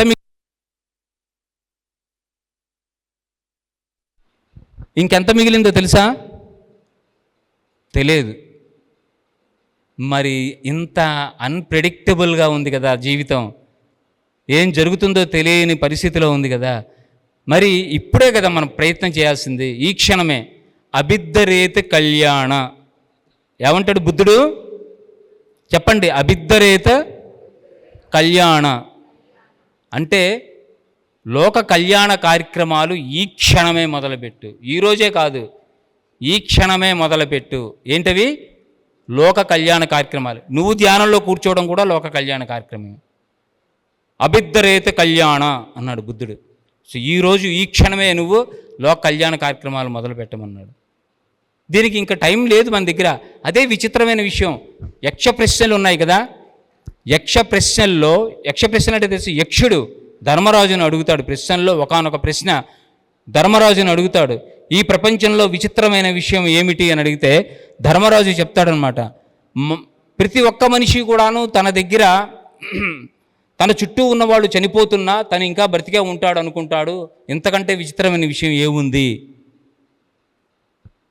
చచ్చిపోతున్నా మనం బతికే ఉంటామని అనిపిస్తుందా లేదా? మనం చచ్చిపోతాం అనిపిస్తుందా? ఆ ఊహే మనకి బాగుండదు. మనం మిగిలి ఉంటాం అనిపిస్తూ ఉంటుంది. మన చుట్టూ ఉన్న వాళ్ళు చచ్చిపోతున్నా మనం మిగిలే ఉంటాం అనేదే విచిత్రమైన విషయం అంటాడు. ఇదే బుద్ధుడిని ఒకడు అడిగాడు, ఈ ప్రపంచంలో విచిత్రమైన విషయం ఏంటో ఉంటే చెప్పండి అంటే ఆయన ఏం చెప్పాడు తెలుసా? బుద్ధుడు, ఈ ప్రపంచంలో ప్రతి ఒక్కళ్ళు కూడాను నాకు బోళ్ళంత సమయం ఉంది అనుకుంటాడు. ఇంతకంటే విచిత్రమైన విషయం ఏముంది అని. 16 ఏళ్ళ నుంచి ధ్యానం చేయలేదు ఒక ఆయన, ఇంకా చేస్తాను అంటున్నాడు కదా. ఆయన అనుకుంటున్నాడు బోళ్ళంత సమయం ఉందని ఆయనకి. మనము అనుకుంటున్నాం, పోస్ట్ పోన్ చేస్తూ ఉంటాం బోళ్ళంత సమయం ఉందనుకొని. మనందరం క్యూ లైన్లో ఉన్నామండి. మనందరం ఎక్కడ ఉన్నాము? క్యూ లైన్లో ఉన్నాం. అక్కడ టికెట్లు ఇస్తున్నారు, బుకింగ్ కౌంటర్ తెలుసు కదా మీకు. టికెట్లు ఇస్తుంటే ఒక టికెట్ తీసుకుని వెళ్ళిపోగానే మనం ఒక అడుగు ముందరికి వెళ్తాం వెళ్ళవా? చెప్పండి. ఒక అడుగు ముందరికి వేయాలి కదా. మనం రేషన్ డిపోలోనో లేకపోతే సినిమా థియేటర్లో అయితే ముందరికి వెళ్తాం. ఎక్కడికి వెళ్తాం? ముందరికి వెళ్ళడానికి ప్రయత్నం చేస్తాం. ఇక్కడేం చేస్తాం? వెనక్కి వెళ్ళడానికి ప్రయత్నం చేస్తాం. నిన్ను ముందరికన్నా వెళ్ళనిస్తారు కానీ ఇక్కడ వెనక్కి వెళ్ళనీరు. అర్థమైందా? ముందరికే వెళ్ళాలి. ఏదో ఒక రోజు వస్తుంది, మనం కూడా కౌంటర్కి దగ్గరికి వెళ్తాం, మన టికెట్ మనం తీసుకుంటాం, వెళ్ళిపోతాం లేదా? టికెట్ తీసుకున్నాడు రావాడు, టికెట్ తీసుకుని వెళ్ళిపోయాడు రా అంటారా లేదా? మనం ముందరికి ప్రయాణం చేస్తున్నాం, క్యూలో ఉన్నాము, వెనక ముందు అందరూ ముందరికి వెళ్తూ ఉంటారు. కొంతమంది ముందుగా వెళ్తారు. That's all. అంతే కదా. మృత్యువు ఎవరిని, ఈ ప్రపంచంలో ఏదైనా మిమ్మల్ని మోసం చేస్తుంది కానీ మిమ్మల్ని మోసం చేయింది ఒక మృత్యువే. మనల్ని మోసం చేయింది ఏదైనా ఉంటే ఒక మృత్యువే.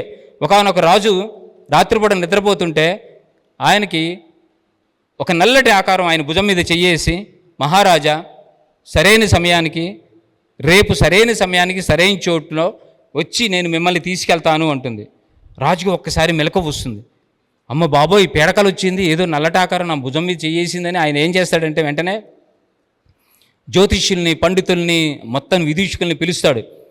అరే నాకు ఇలాంటి కళ వచ్చిందిరా, ఏమిట్రా అంటే, మహారాజా మీకు మృత్యువు సమీపించింది అంటారు. ఆ విషయం నాకు తెలుస్తోందిరా బాబు, మృత్యువు సమీపించింది, మీరు చెప్పక్కర్లేదు, కానీ దానికి రెమెడీ ఏమైనా ఉంటే చెప్పండి అంటే వాళ్ళు పుస్తకాలన్నీ తిరగేసి, దీనికి రెమెడీ ఏం లేదు సార్, ఈ రాజ్యాన్ని వదిలిపెట్టి మీరు ఎంత దూరం పారిపోతే అంత దూరం పారిపోండి, మృత్యువు సమీపించలేదు మిమ్మల్ని, మృత్యువు బహుశా అక్కడ దాకా రాలేదంటే. చూడండి మృత్యువు అంటే మనిషికి ఎంత భయమో. రాజ్యాన్ని వదిలిపెట్టాడు, మహారాజును వదిలిపెట్టాడు, పిల్లలను వదిలిపెట్టాడు, జనాలను వదిలిపెట్టేశాడు, సౌకర్యాలు వదిలిపెట్టేసి గుర్రం తీసుకొని తెల్లవారుజామున బయలుదేరి వెళ్ళాడంటే అర్ధరాత్రి బయలుదేరి వెళ్ళిపోయాడు. మృత్యు అంటే మనిషికి అంత భయం. వెళ్ళిపోయాడు 24 గంటల ప్రయాణం తర్వాత, కొన్ని వందల వేల కిలోమీటర్ దూరం ప్రయాణం చేసిన తర్వాత, మరునాటి రోజు 24 గంటల తర్వాత, నేను చాలా దూరం ప్రయాణం చేశాను నా రాజ్యం నుంచి, ఏ మృత్యువు నన్ను సమీపించలేదు అని అలిసిపోయా నేను, నా గుర్రం కూడా అలిసిపోయింది పాపం అని నురుగులు కక్కుతుంది గుర్రం. దాన్ని తీసుకెళ్ళి కట్టేసి దానికి దాణా వేసి తను కూడా ఎంతో కొంత తిని విశ్రమిద్దామని అక్కడికి వెళ్ళేసరికి ఆ నల్లటి ఆకారం వచ్చి ఆయన భుజం మీద చెయ్యేసి, సరైన సమయానికి సరైన చోటికి వస్తారో రారో అని నేను భయపడ్డాను మహారాజా, మీ గుర్రం చాలా బాగా తెచ్చింది, పదండి వెళ్దామని చెప్పి తీసుకెళ్తుంది. That is death. Death drags. సప్త సముద్రాలు అవతల మర్రి చెట్టు త్వరలో ఉన్నా సరే వచ్చి తీసుకెళ్ళిపోగలదు. ఇంకో కథ చెప్తాను మీకు, కథల రూపంలో అయితే బాగా అర్థమవుతుంది. ఒక సాఫ్ట్వేర్ ఇంజనీర్ పాపం రాత్రిళ్ళ పాపం వర్క్ చేశాడు, 12-1 గంట దాకా పడుకొని నిద్రపోయాడు. తెల్లవారంగానే కళ్ళు తెరవంగానే యముండా అని యముడు నుంచొని ఉన్నాడు, గదా గిదా కిరీటం పెట్టుకొని. అదేంటి వీడెట్లా వచ్చాడు లోపలికి, నేను తలుపులన్నీ వేసేసాను కదా, వీడి లోపలికి ఎలా వచ్చాడని ఆశ్చర్యపోయాడు. నువ్వు ఎలాగొచ్చావే అంటాడు. అంటే అప్పుడు వాడు చెప్తాడు, నాకు తలుపులతో గోడలతో సంబంధం లేదయా, నేను యముండా అని లోపలికి వచ్చేసాను అంటాడు. భలేవాడివే, నువ్వు రాత్రి ఏ డ్రామా కంపెనీ నుంచి తప్పించుకొని వచ్చావేమో, కాదు నేను నిజమైన యముండని, యమలోకం నుంచి వచ్చానంటాడు. ఎందుకు వచ్చావు అయితే అంటాడు, నీ సమయం అయిపోయింది,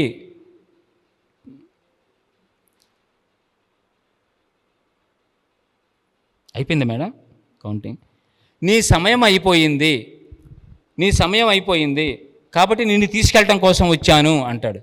బావయ్య బాబు ఇంత పొద్దున్నే తీసుకెళ్ళటానికి వచ్చానంటావు, బెడ్ కాఫీ తాగంతే నేను ఎక్కడికి రాను, ఎవరితో రాను అంటాడు. బెడ్ కాఫీ తాగంతే నాకు అసలు అలవాట్లేదు, నేను మంచం నుంచి దిగను, అవి తొందరగా తాగు, తొందరగా తీసుకెళ్ళాలి, టైం అయిపోయింది, ఇంకా చాలామందిని తీసుకెళ్ళాలంటాడు యముడు. అప్పుడు మనోడు వెళ్ళి బెడ్ కాఫీ పెడతాడు, మంచి ఇన్స్టెంట్ కాఫీ తీసుకొని వస్తాడు. యముడా నువ్వు తాగేవు లేదు ఇంతవరకు నాకు తెలియదు, మీ లోకంలో కాఫీ ఇస్తాను తాగు అంటే, ఏదో ఎప్పుడు ఆ పానీయం అమృతం తాగుతూ ఉన్నాము, కొత్తగా ఈ భూలోకంలో ఒక పానీయం తాగుదామని ఇమ్మంటాడు. కాఫీ తాగుతాడు, చాలా నచ్చుతుంది కాఫీ, మరి టాటా గ్రాండ్ అనమాట, ఇన్స్టెంట్ కాఫీ చాలా నచ్చింది. తాగిన తర్వాత కాస్త కడుపులో గడబిడ అంటుంది, ఎందుకంటే ఆ లోకంలో తాగే డ్రింకులు వేరు, ఇక్కడ డ్రింక్ వేరు కదా. బాబు ఏంటో కడుపులో గడబిడ అంటుందంటే, అది అక్కడ వాష్రూమ్ ఉంది పో అంటాడు. వాష్రూమ్కి వెళ్ళిపోతాడు యముడు.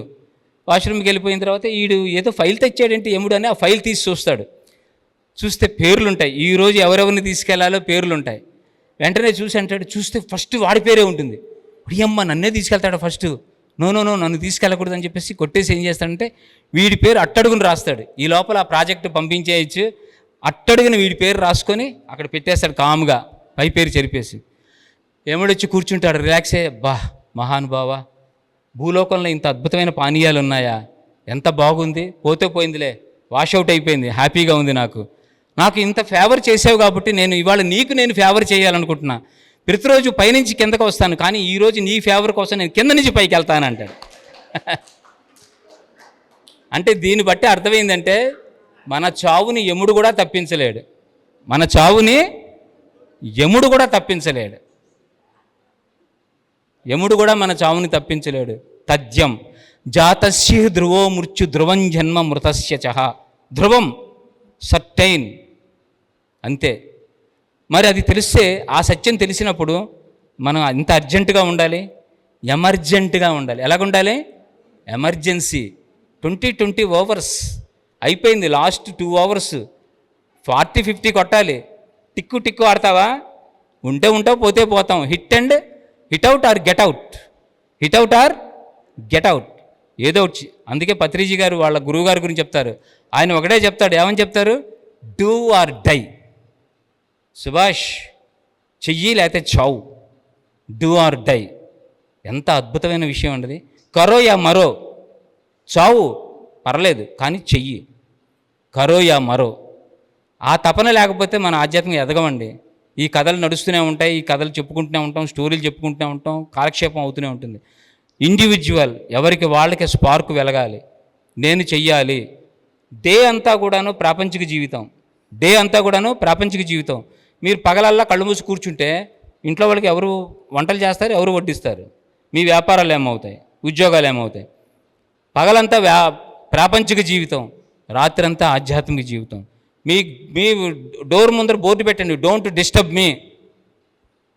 హాయిగా ధ్యానంలో కూర్చోండి. రాత్రంతా ధ్యానం. అద్భుతం, అద్భుతం. ముఖ్యంగా బ్రహ్మ ముహూర్తం ఎంత అద్భుతంగా ఉంటుందో. యాస్ట్రల్ మాస్టర్స్ రావాలన్నా, యాస్ట్రల్ మాస్టర్స్తో కనెక్షన్ కావాలన్నా, మీరు ఆరాలు చూడాలన్నా, సూక్ష్మ శరీర యానాలు చేయాలన్నా, ఆ ఎనర్జీ లెవెల్స్ ఫ్రీక్వెన్సీ మీకు పెరగాలన్నా, ఇవన్నీ జరిగేది ఆ టైంలో అద్భుతంగా జరుగుతాయి. దాన్ని సాధనకు ఉపయోగించుకోండి. నేను చెప్పినట్టుగా ప్రకృతిలో ఉండండి, ప్రకృతిలోకి వెళ్ళండి. చెట్లని, మీలో ఎంతమంది చెట్టుని కౌగిలించుకున్నారు? ఎట్లాంటి అనుభూతి కలిగింది మీకు? ఒక అద్భుతమైన చికిత్సా విధానం ఉంది ఇప్పుడు జపాన్లో. అడవుల్లోకి తీసుకెళ్ళిపోతున్నారు క్యాన్సర్ పేషెంట్లని. చెట్టుని కౌగిలించుకుంటే కొంతకాలానికి క్యాన్సర్ క్యూర్ అయిపోతుంది. ఏమండి? అద్భుతం అండి, దాన్ని మించింది లేదండి. ప్రకృతిని పరిరక్షించటం, ప్రకృతి చెట్టు లేకపోతే మనం లేవండి. పంచభూతాలు ఇప్పుడు ఏది లేకపోయినా మనం లేవు. డిస్ట్రక్షన్ మొత్తం మానవుడే చేస్తున్నాడు. అన్నీ ప్రకృతి పరంగానే ఉన్నాయి. ఈ భూమి మీద మిగతావన్నీ ప్రకృతి పరంగానే ఉన్నాయి. ప్రకృతి విరుద్ధంగా ఉన్నది ఒక మానవుడే. దారి తప్పిన గొర్రెలం. అదే అంటాడు జీసస్ క్రైస్ట్. గొర్రెలంటే నాకు చాలా ఇష్టం, దారి తప్పిన గొర్రెలంటే నాకు ఇష్టం అంటాడు. ఎందుకంటే వాళ్ళకే చెప్పడానికి బాగుంటుందని ఆయన ఉద్దేశం. మనందరం దారి తప్పాం. చెట్లు నాటాలి, చెట్లు పెంచాలి. కాంక్రీట్ జంగిల్స్ అయిపోతున్నాయి. ఎక్కడ చూసినా తారు రోడ్లు, సిమెంట్ రోడ్లు, కాంక్రీట్, మట్టి కనిపించట్లేదు. వాటర్ ఎక్కడ ఇంకుతుంది, ఎక్కడ వెళ్తుంది? మొత్తం సముద్రంలో కలిసిపోతుంది, వర్షం కురిసినట్టుగానే. ఎక్కడ చల్లదనం లేదు, విపరీతమైన. మన యొక్క కొమ్మని మనమే నరుక్కుంటున్నాము. ఒక చెట్టు మీరు తీసేయాల్సిన పరిస్థితి అయితే 10 చెట్లు నాటండి, 10 చెట్లు నాటండి. మేడం,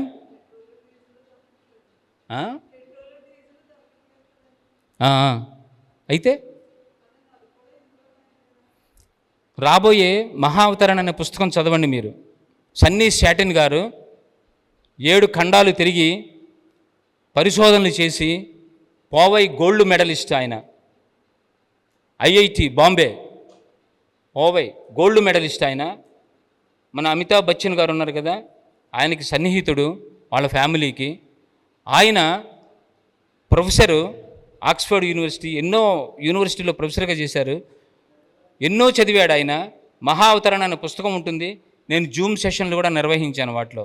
అసెన్షన్, న్యూ ఎనర్జీ, మహా అవతరణ, నక్షత్రమిత్రులు, నక్షత్ర లోకాలు, ఈ పుస్తకాలు చదివితే బతికి బట్ట కడతారు. ఏమవుతారు? బతికి బట్ట కడతారు. లేకపోతే ఈశ్వరం అంటారు. ఈ 5th డైమెన్షన్లోకి వెళ్ళిపోతే భూమి, మనం వెళ్ళిపోతాం. భూమి ఇప్పటికీ చాలాసార్లు అంతమైపోయింది, 2-3 సార్లు అంతమైపోయింది. భూమి అంతమైపోవడం అంటే బద్దలైపోయి పొడి అయిపోయిందని కాదు. భూమి మీద ఉన్న నాగరికతలన్నీ నాశనం అయిపోయినాయి, మానవులు లేకుండా అయిపోయింది. ఎన్నో లెమోరియన్ నాగరికత, అట్లాంటిస్ నాగరికత, ఎలాంటి నాగరికతలు ఉండేవి? ఈ నాగరికతలన్నీ అయిపోయినాయి. కొన్ని లక్షల సంవత్సరాలు అలాగే ఉండిపోయింది భూమి. మళ్ళీ జన్మ మొదలైంది, మళ్ళీ జీవరాశి మొదలైంది, మళ్ళీ ఇంత నాగరికతలు వచ్చి కొన్ని వేల సంవత్సరాలు పట్టింది. ఈసారి యాస్ట్రల్ మాస్టర్స్ భూమి అంతం కాకుండా ఉండటం కోసం ప్రయత్నం చేస్తున్నారు. అరే ధ్యానం చెయ్యండి రా, 144,000 మంది, పిరమిడ్లు కట్టండి, ధ్యానం చెయ్యండి, శాకాహారులుగా మారండి, హింస మానేయండి. వాళ్ళు చెప్తున్నారు, మనం వినపడట్లేదు. మనకి వినపడరు కనపడరని పొద్దున మొదలుపెట్టింది అందుకే నేను. దున్నపోతు మీద వర్షం పడ్డట్టుగా ఉంటుంది మనకి, ఎందుకంటే మనకి ఆ సూక్ష్మ శక్తులు మనకి తెలియట్లేదు, ధ్యానం చేస్తేనే కదా. సో వాళ్ళు మొత్తుకుంటున్నారు కొన్ని వందల వేల సంవత్సరాల నుంచి, చెయ్యండి చెయ్యండి చెయ్యండి అని. అప్పుడు మనకి తెలుస్తుంది ఫిఫ్త్ డైమెన్షన్లోకి ఎలా వెళ్ళాలో, ఫిఫ్త్ డైమెన్షన్లోకి మనం ఎలా తీసుకెళ్లాలో. మనకి చాలా విషయాలు తెలియదు. ఇప్పుడు ఈ క్షణంలో మనం ఎన్ని వేల కిలోమీటర్ స్పీడ్తో ప్రయాణం చేస్తున్నామో తెలుసా? భూమి తన చుట్టూ తాను 16,000 కిలోమీటర్లు సెకండ్కి పరిగెడుతోంది. సెకండ్కి. సూర్యుడి చుట్టూ కొన్ని వేల కిలోమీటర్ స్పీడ్తో ప్రయాణం చేస్తుంది. మనకేమైనా తెలుస్తుందా? నిశ్చలంగా ఉన్నామా లేదా? విమానంలో ప్రయాణం చేస్తున్నాం, 1200 కిలోమీటర్స్ 800 కిలోమీటర్ స్పీడ్తో ప్రయాణం అవుతున్నాం, ఎదురెదురుకుండా కూర్చున్నాం, డోర్స్ అన్నీ క్లోజ్ చేసి ఉన్నాయి. మనం 800 కిలోమీటర్ స్పీడ్తో ప్రయాణం చేస్తున్నట్టు మనకు తెలుస్తుందా? ఎదురుకుండానే ఉన్నావు కదా నువ్వు, ఇద్దరం ఒకే స్పీడ్లో వెళ్తున్నాం కదా. మనకి వెళ్తున్నావు అంత స్పీడ్తో అని తెలియాలంటే డోర్ ఓపెన్ చేసి బయట చూస్తే కానీ తెలియదు. ఆబ్జెక్ట్స్ ఫాస్ట్గా వెనక్కి వెళ్ళిపోతూ ఉంటే, అంటే వేరే ఆబ్జెక్ట్స్తో కంపేర్ చేసుకుంటేనే మనం వెళ్తున్నట్టు మనకి తెలుస్తుంది స్పీడ్గా. ఇంత ఫాస్ట్గా ఇంత తెలియట్లేదు, మరి ఇవి ఎలా తెలుస్తాయి మనకి? ఇంత స్పీడ్తో మనం గిరగిరగా తిరుగుతున్నాం బొంగరంలాగా, సూర్యుని చుట్టూ తిరిగేస్తున్నాం 365 రోజులకు ఒకసారి, అంత ఆర్బిట్ని కంప్లీట్ చేసి. అవన్నీ ఇది ఎలా తెలుస్తుంది మనకి? సో మనకి ఫిఫ్త్ డైమెన్షన్లోకి వెళ్ళినట్టు ఆ ఎనర్జీ లెవెల్స్ తెలియాలంటే మనం సాధన చెయ్యాలి, ఈ పుస్తకాలు చదవాలి, నక్షత్ర మిత్రులు చదవండి, ఎంత గొప్పగా ఉంటుందో. గాలిలో అలా తేల్తాం మనం. ఇంత మహానుభావులమా మనం, ఇంత మహిమాన్వితులమా మనం, ఇంత గొప్ప కార్యక్రమాలు చేయడానికి మనం ప్రణాళిక తీసుకొని భూమి మీదకి వచ్చామా? అది వదిలేసి మనం ఈ పనులు చేస్తున్నామా? కొట్టుకుంటున్నామా, తిట్టుకుంటున్నామా, సంపాదించుకుంటున్నామా, ఇల్లులు కట్టాలని ఆలోచిస్తున్నామా, సైట్లు కొనాలని ఆలోచిస్తున్నామా, కార్లు కొనాలని ఆలోచిస్తున్నామా, ఎవరికో దాచిపెడుతున్నామా జనరేషన్స్కి? ఇవన్నీ ఆలోచిస్తే నవ్వు వస్తుంది. మనం ఎలాంటి మహిమాన్వితులము. డబ్బు లేని వాళ్ళని మీరు ఎప్పుడు చులకనగా చూడకండి. నిజంగా చెప్పాలంటే డబ్బు లేని వాళ్ళు ఒక ప్రత్యేకమైన ప్రణాళికతో భూమి మీదకి వస్తారు. డబ్బుతో సంబంధం లేదు వాళ్ళకి. ఎందుకు ప్రత్యేకమైన ప్రణాళికతో వస్తారంటే అది ఉంటే వాళ్ళు బ్లాక్ అయిపోతారు. అది లేకపోతేనే పత్రిజీ గారి జోబులో పైసా ఉండేదా? రూపాయి ఎప్పుడైనా ఉందా? ఆయన బీదవాడేంటి? రేపు అమెరికా వెళ్ళాలరా అంటే టికెట్లు అయిపోతాయి లేదా? డబ్బున్నవాడికి కూడా అవ్వవు. రేపటికి ఎలాగవుతాయండి అంటారు. కానీ ఆయనకి తయారైపోయేవి, అంత ఇన్ఫ్లుయెన్స్, అంత స్పీడ్గా అయిపోయేవి. ఏది అనుకుంటే అది ఆ ఇంటెన్షన్ పవర్ అలాంటిది జరిగిపోతూ ఉండేవి టకటక. వాళ్ళ ప్రణాళిక వేరు, వాళ్ళు ప్రత్యేకమైన ప్రణాళికతో భూమి మీదకి వస్తారు. ఇక్కడ అందరూ సాహసవంతులే. అలా అని చెప్పేసి ఎవరు తక్కువ వాళ్ళు కాదు. నేను చెప్పాను కదా, బుచ్చోడి దగ్గర నుంచి అందరూ గొప్పవాళ్లే, అందరూ ఆత్మలే. ఆత్మకి ఏ మలినము లేదు. నీ భౌతిక శరీరానికి మలినం ఉంటుంది, నీ యొక్క మనస్సుకి మలినం ఉంటుంది. భౌతిక శరీరము మనస్సు తీసి అవతల పారేస్తే ఆత్మ అద్భుతము. ధ్యానంలో జరిగేది అదే. నీ మనసు మూటగట్టి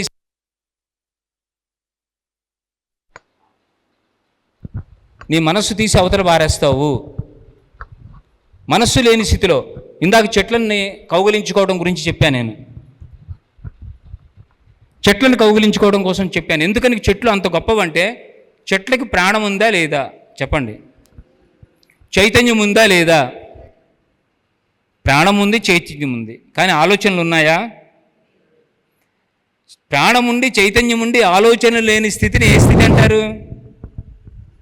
ధ్యాన స్థితి. అవి ఎప్పుడూ ధ్యానంలోనే ఉంటాయి, అవి ఎప్పుడు కూడాను ధ్యాన స్థితిలోనే ఉంటాయి. అందుకే బుద్ధుడు చెట్టు కింద కూర్చున్నాడు, మహావీరుడు చెట్టు కింద కూర్చున్నాడు, మహానుభావులందరూ చెట్టు కింద ఎందుకు కూర్చున్నారు? మరి మిమ్మల్ని కూడా చెట్టు కింద కూర్చోమని శివాలయాల్లో పెద్ద పెద్ద చెట్లు ఏర్పాటు చేశారు కదా, కానీ కూర్చుంటున్నాం మనం? అలా కూర్చోమని గుడికి వచ్చినప్పుడు కంపల్సరీగా కూర్చోవాలి అంటే ఇలా ఆనిచ్చి ఒక పెర ఆనిచ్చి వీళ్ళు అంటేనే లేచి వెళ్ళిపోతాం. లేదా కొబ్బరి చిప్ప తినేదాకా ఉంటాం, పగలు కొట్టుకొని ఒక చిప్ప ఉంటుంది కదా, ఆ చిప్ప తినేదాకా ఉంటాం మహా ఉంటే. అందుకని అది వినట్లేదని ఏం చెప్పారంటే, తాళ్ళు కట్టండి, దారాలు కట్టండి, గుడ్డలు కట్టండి, పసుపులు రాయండి అని పెట్టారు. ఎందుకంటే ఒక్కో పావు గంటన్నా ఉంటారని.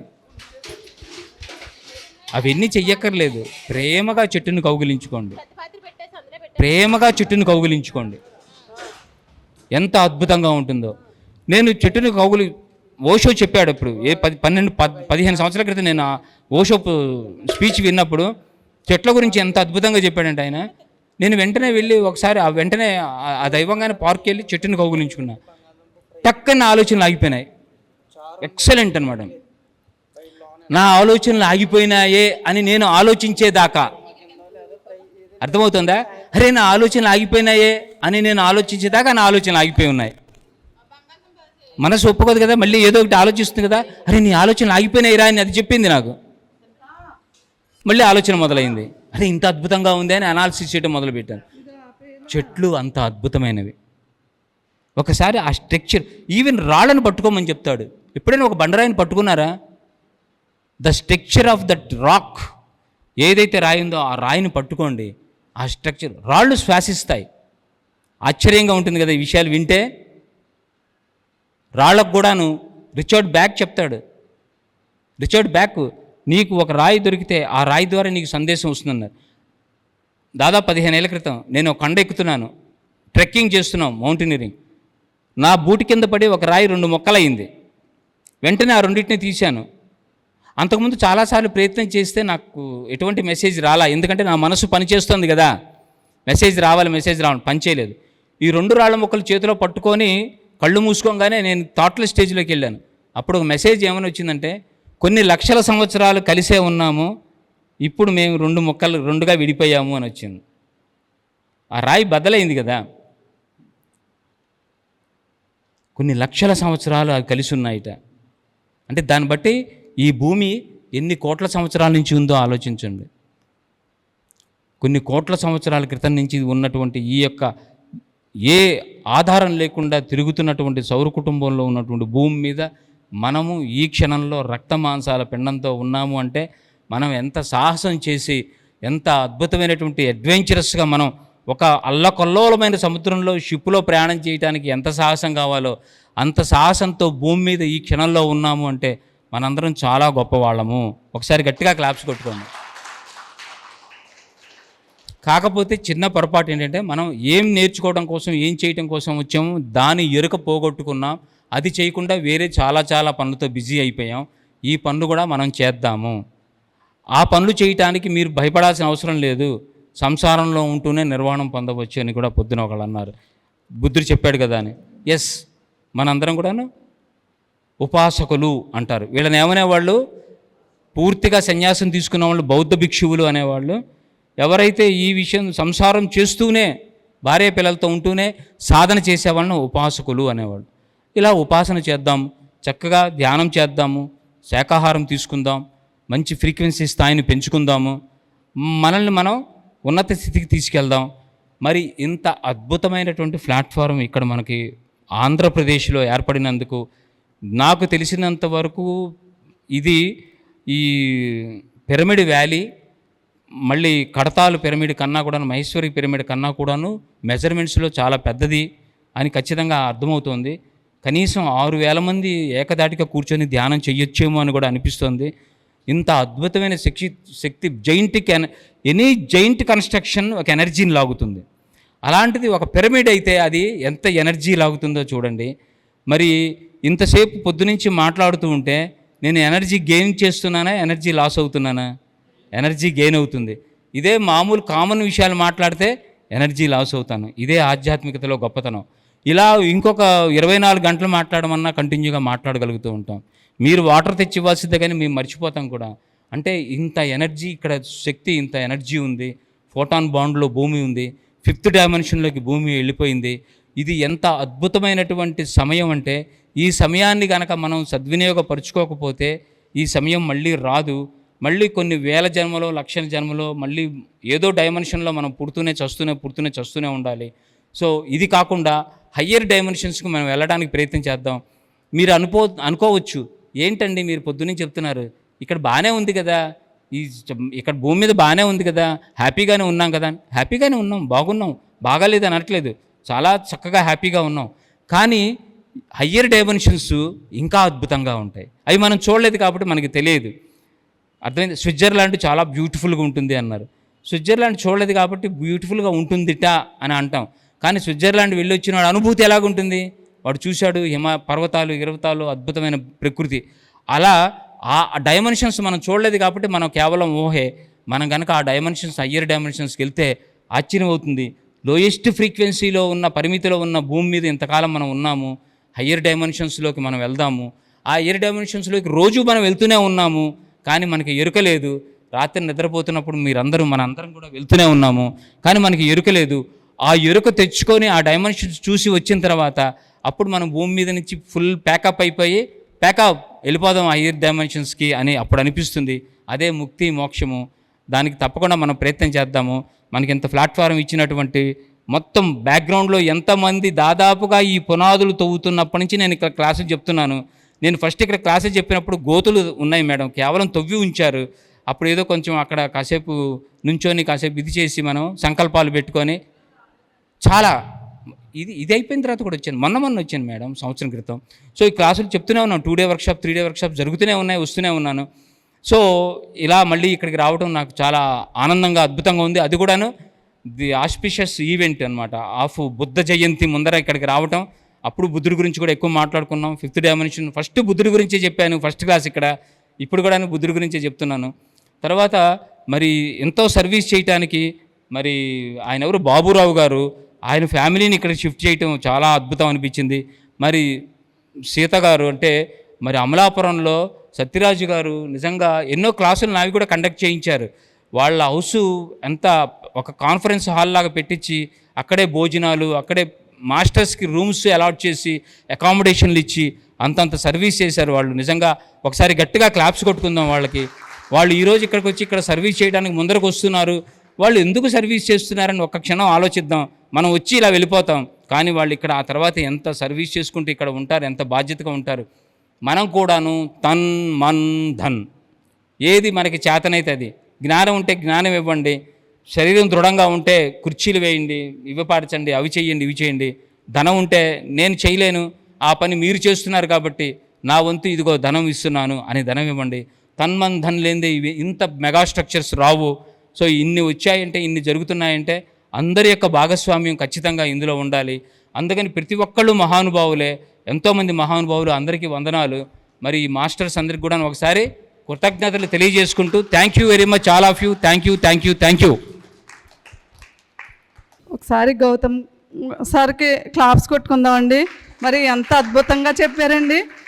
బుద్ధత్వం గురించి కానీ, లేకపోతే మనం ఎలా ఉండాలి, మనం ఈ భూమి మీదకి వచ్చిన తర్వాత మనం ఎలా ఉండాలి అన్న దాని గురించి మనకి ఎంతో వివరంగా చెప్పారు. మరి ఆయనకి ఒకసారి కృతజ్ఞతాభావం తెలియజేసుకుందాం. ఆయనకు ఒక చిరు సత్కారం. క్లాప్స్ కొట్టండి.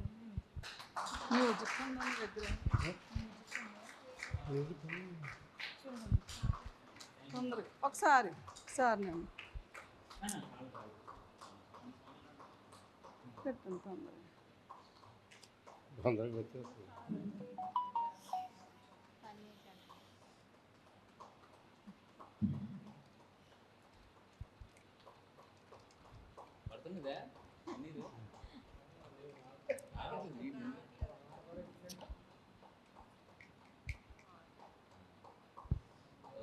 కూర్చోండి సార్, కూర్చోండి. ఉండండి, ఒక నిమిషం మ్యూజిక్ పెడుతుంది.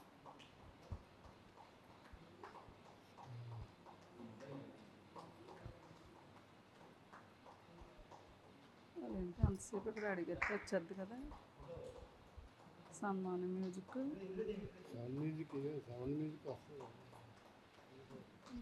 ఒక్క నిమిషం. ఇది ఎక్కడ ఉంటే అలాగండి, 5 అయ్యేటప్పటికి ఇక్కడ ఉండాలి కదా.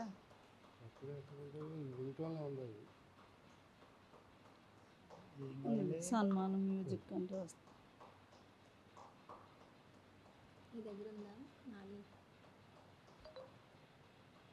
సన్మాన్ మ్యూజిక్ ఉందా?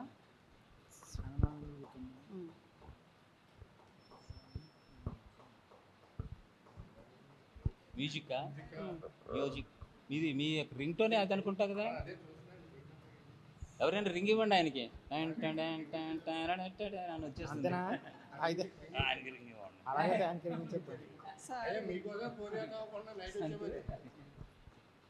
రండి అందరూ రండి అమ్మా, వెనకాల నుంచి ఉందాం రండి, మాస్టర్స్ అందరూ రండి సార్. నా సెల్లో ఆ బ్యాగ్ డబల్ 949 4848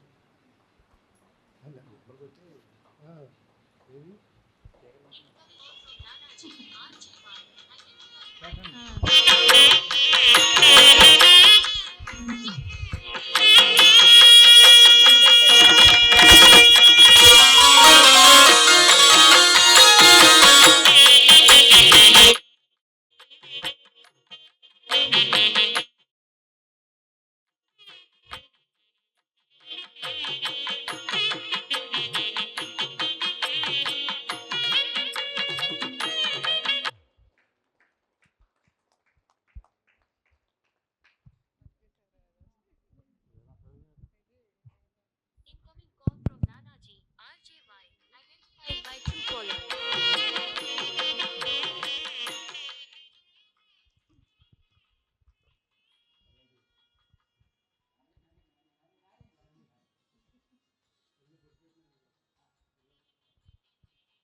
గంధం పోయింది, గంధం పోయింది పోయింది.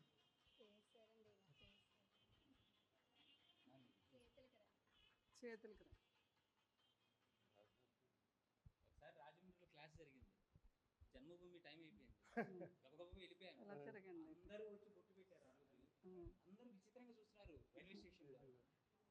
ఏంటి చూసాను, అద్దం చూస్తే పెద్ద కొట్టాడు సరే వీళ్ళు ఉంటారు కదా బుడపక్కలు, మొత్తం మొహంతో బొట్టతో చెరుపుకున్నాను అనమాట వెళ్ళిపోయి. మళ్ళీ మనకి ఇప్పుడు 5, 6కి మనకి కల్చరల్ ప్రోగ్రామ్స్ ఉంటాయండి. అందరూ ఇక్కడికి వచ్చేయండి, ఎవరో బెడ్ మీదకి వెళ్ళకండి, బెడ్కి వెళ్ళి టైం కాదు ఇప్పుడు. అందరూ ఇక్కడికి రావాలండి, ఎవరో పిలవరండి, ఎందుకంటే మీకోసం మీరు వచ్చారు కాబట్టి అందరూ ఇక్కడికి రండి. మాకు అదో పని అయిపోతుంది, మీరు అందరూ ఇక్కడికి రావాలి. ఈరోజు ఫ్రిడ్జ్కి 30,000 ఇచ్చారని చెప్పాను కదండి, బొల్ల మురళీకృష్ణ గారు రండి. చాటుగా అలా పేరే చెప్పొద్దు అన్నారు. ఫ్రిడ్జ్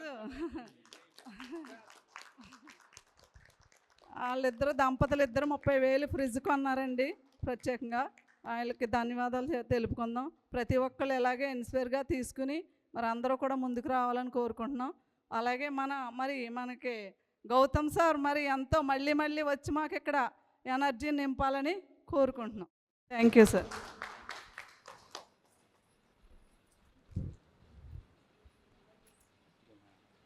మరి పొద్దు పౌర్ణమి సందర్భంగా ఏర్పాటు చేసిన వశిష్ఠ గౌతంలో ఏర్పాటు చేసిన ఈ ధ్యాన కార్యక్రమానికి వచ్చిన ధ్యానులందరికీ నా నమస్కారాలు అండి, అభినందనలు.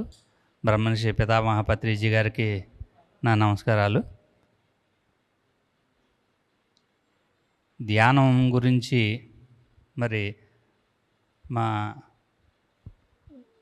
చుట్టాల ద్వారా అంటే మా తోడేళ్ళు ద్వారా నాకు ధ్యాన పరిచయం అయ్యింది.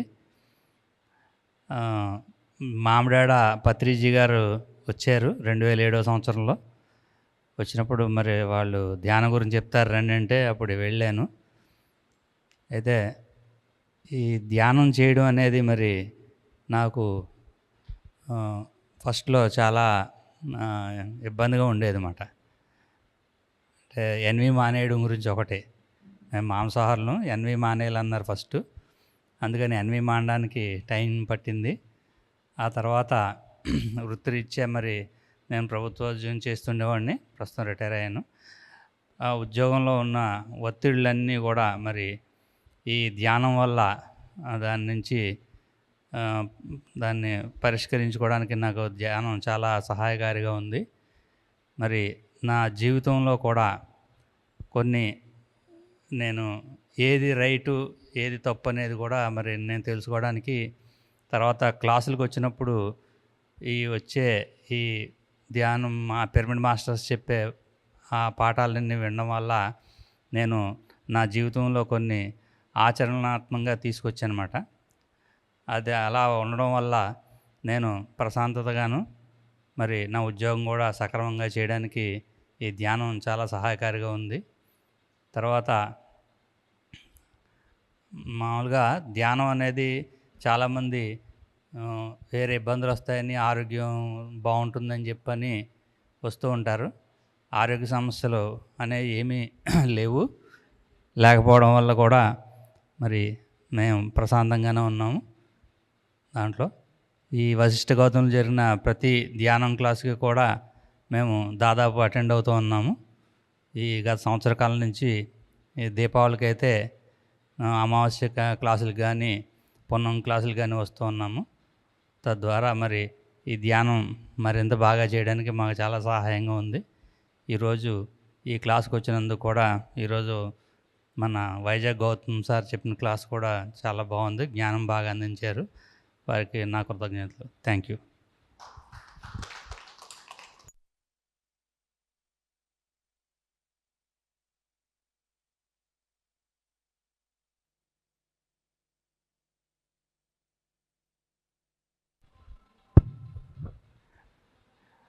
ఈ వశిష్ఠ గౌతమి పిరమిడ్కి వచ్చిన ధ్యానులందరికీ నా హృదయపూర్వక నమస్కారములు. నాకన్నా పెద్దవారు చిన్నవారు అయిన మీరందరూ కూడా ఆత్మస్వరూపులని, భగవత్ స్వరూపులని, ప్రతి వస్తువులోనూ కూడా చూడాలని నాకు ఇంత మంచి వేదికను ఏర్పాటు చేసిన పత్రిజీ గారికి ముందు మనందరం కూడా ఈ బుద్ధ పౌర్ణమి నాడు ఆయనకి ఆనందంగా కృతజ్ఞత. ఎందుకంటే ఏమండి, మన చుట్టాలింటికి వెళ్ళినా ఎక్కడికి వెళ్ళినా సరే ఒక పూట ఉంటే ఎప్పుడు వెళ్ళిపోతారని ఎదురు చూస్తారు. కానీ ఇన్ని సౌకర్యాలు, ఇంత ఆప్యాయత, ఆత్మబంధువులు, మన బంధువులు కూడా పలకరించనంత రీతిగా ఇక్కడని మనల్ని త్రిలోక స్వర్గం అంటారు చూడండి. అదేదో మనకు తెలియదు కానీ ఎవరు ఆదరించినంత విధముగా ఇంత పెద్ద మెరమింటూ పత్రిజీ గారి సంకల్పంతో దైవస్వరూపులుగా భావిస్తూ మరొక్కసారి ఆ పత్రిజీ గారిని అందరూ తలుచుకుంటూ ఆ సందర్భంగా ఉన్నందరికీ మీ అందరికీ కూడా ఈ సందర్భంగా పత్రిజీ గారిని తలుచుకోగానే డ్యాన్స్ మేడం గారు వచ్చినందుకు మా గురువు గారైన శాసగిరిరావు గారు, తదుపరి వైజాగ్ నుండి వచ్చిన బాబురావు గారు, వీరందరికీ కూడా మనస్ఫూర్తిగా ధన్యవాదాలు తెలుపుతూ వారు నన్నే ఎంతో ఆదరించి ఒంట్లో బాగోపోయినా సక్రమమైన మార్గంలో పెట్టిన అమలాపురం నుండి వచ్చిన చేతా మేడం గారు, వీరందరూ పరిచయం చేసి ఇంత మంచిగా వేదికను అలంకరించిన మీ పెద్దలందరికీ అనుభవం పూర్వకంగా కాలు బాగోపోయినా చెయ్యి బాగోపోయినా సరే బాబురావు గారు ఎంతో ఆప్యాయతగా చూసి మీ అందరిని చూస్తూ పత్రిజీ గారి పేరు తెలుసుకోగానే డాన్స్ మాస్టర్ ప్రత్యక్షమయ్యారు. అమ్మ అలాగే మీకోసం ఇందాక నుంచి ఎదురు చూస్తున్నాం. మేడం గారు చాలా టెన్షన్ పడ్డారు. కనుక ఇప్పుడు ఈ బుద్ధ పౌర్ణమి రోజున అందరూ ఆత్మస్వరూపులే. మనం మన ఆత్మ నుంచి ఆలోచించి ఏ ఖర్చు లేనిది శ్వాస మీద ధ్యాస అనే ఒక్క సూత్రాన్ని కనిపెట్టి మనకిచ్చిన పత్రిజీ గారికి మరొక్కసారి గట్టిగా తప్పట్లో కొట్టుకుంటూ ఇంత సదవకాశం కలిగించి ఇన్ని బంధువులు అంటే ఆత్మబంధువులు ఎవరికి ఎవరో పరిచయం కాదు. మీరెవరో తెలియదు, నేనెవరో తెలియదు, బాబురావు గారు అంటే తెలియదు. ఇక్కడ వచ్చాక ఇంత పరిచయం ఉందో మన చుట్టాల్లో ఉంటారండి ఎవరైనా సరే, బాగున్నా బాగోపోయినా. కానీ అంత బాగా చేసినందుకు మన కాకినాడ మిత్రులు వీరు కూడా పరిచయం అయినందుకు మీ అందరికీ కూడా నేను ఎప్పుడు మాట్లాడలేదు కానీ బాబురావు గారికి, మేడం గారికి, శాసగిరావు గారు, లక్ష్మణరావు గారు వీరందరూ నాకు పరిచయం అయ్యి ఇంత నాకు ఇంతమంది బంధువులు ఉన్నారు అనిపించుకోవడానికి మరొక్కసారి ఈ ఏర్పాటు చేసిన మా పత్రిజీ గురువు గారిని నమస్కరిస్తూ గట్టిగా తప్పట్లు కొట్టుకుంటూ పత్రిజీ గారు ఈ బుద్ధ పౌర్ణమి రోజున అందరి ఆత్మలు కూడా సంపూర్ణంగా ఉండాలి, మనశ్శాంతిగా ఉండాలి అంటే శ్వాస మీద ధ్యాస ఒక్కటే మనకు ముఖ్యమైన ఆయుధము. ఖర్చు లేదండి. కళ్ళు మూసుకుని మన శ్వాస ఎలా పీల్చుకుంటున్నామో ఆ విధంగా చేసే విధానమే చేయాలని కోరుకుంటూ ఈ అవకాశం ఇచ్చిన బాబురావు గారికి, మేడం గారికి, మీ అందరికీ కూడా ధన్యవాదాలు తెలుపుతూ పత్రిజీ గారికి ఒక్కసారి గట్టిగా క్లాప్స్ కొట్టుకుంటూ విరమించుకున్నాము.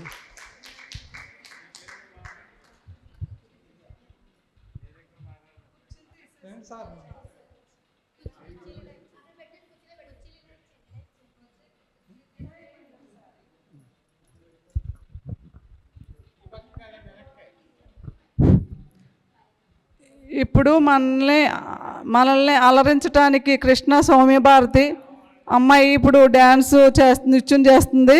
మనందరం తిలకిద్దాము. మేడంని ఇన్వైట్ చేసుకుందాం పైకి.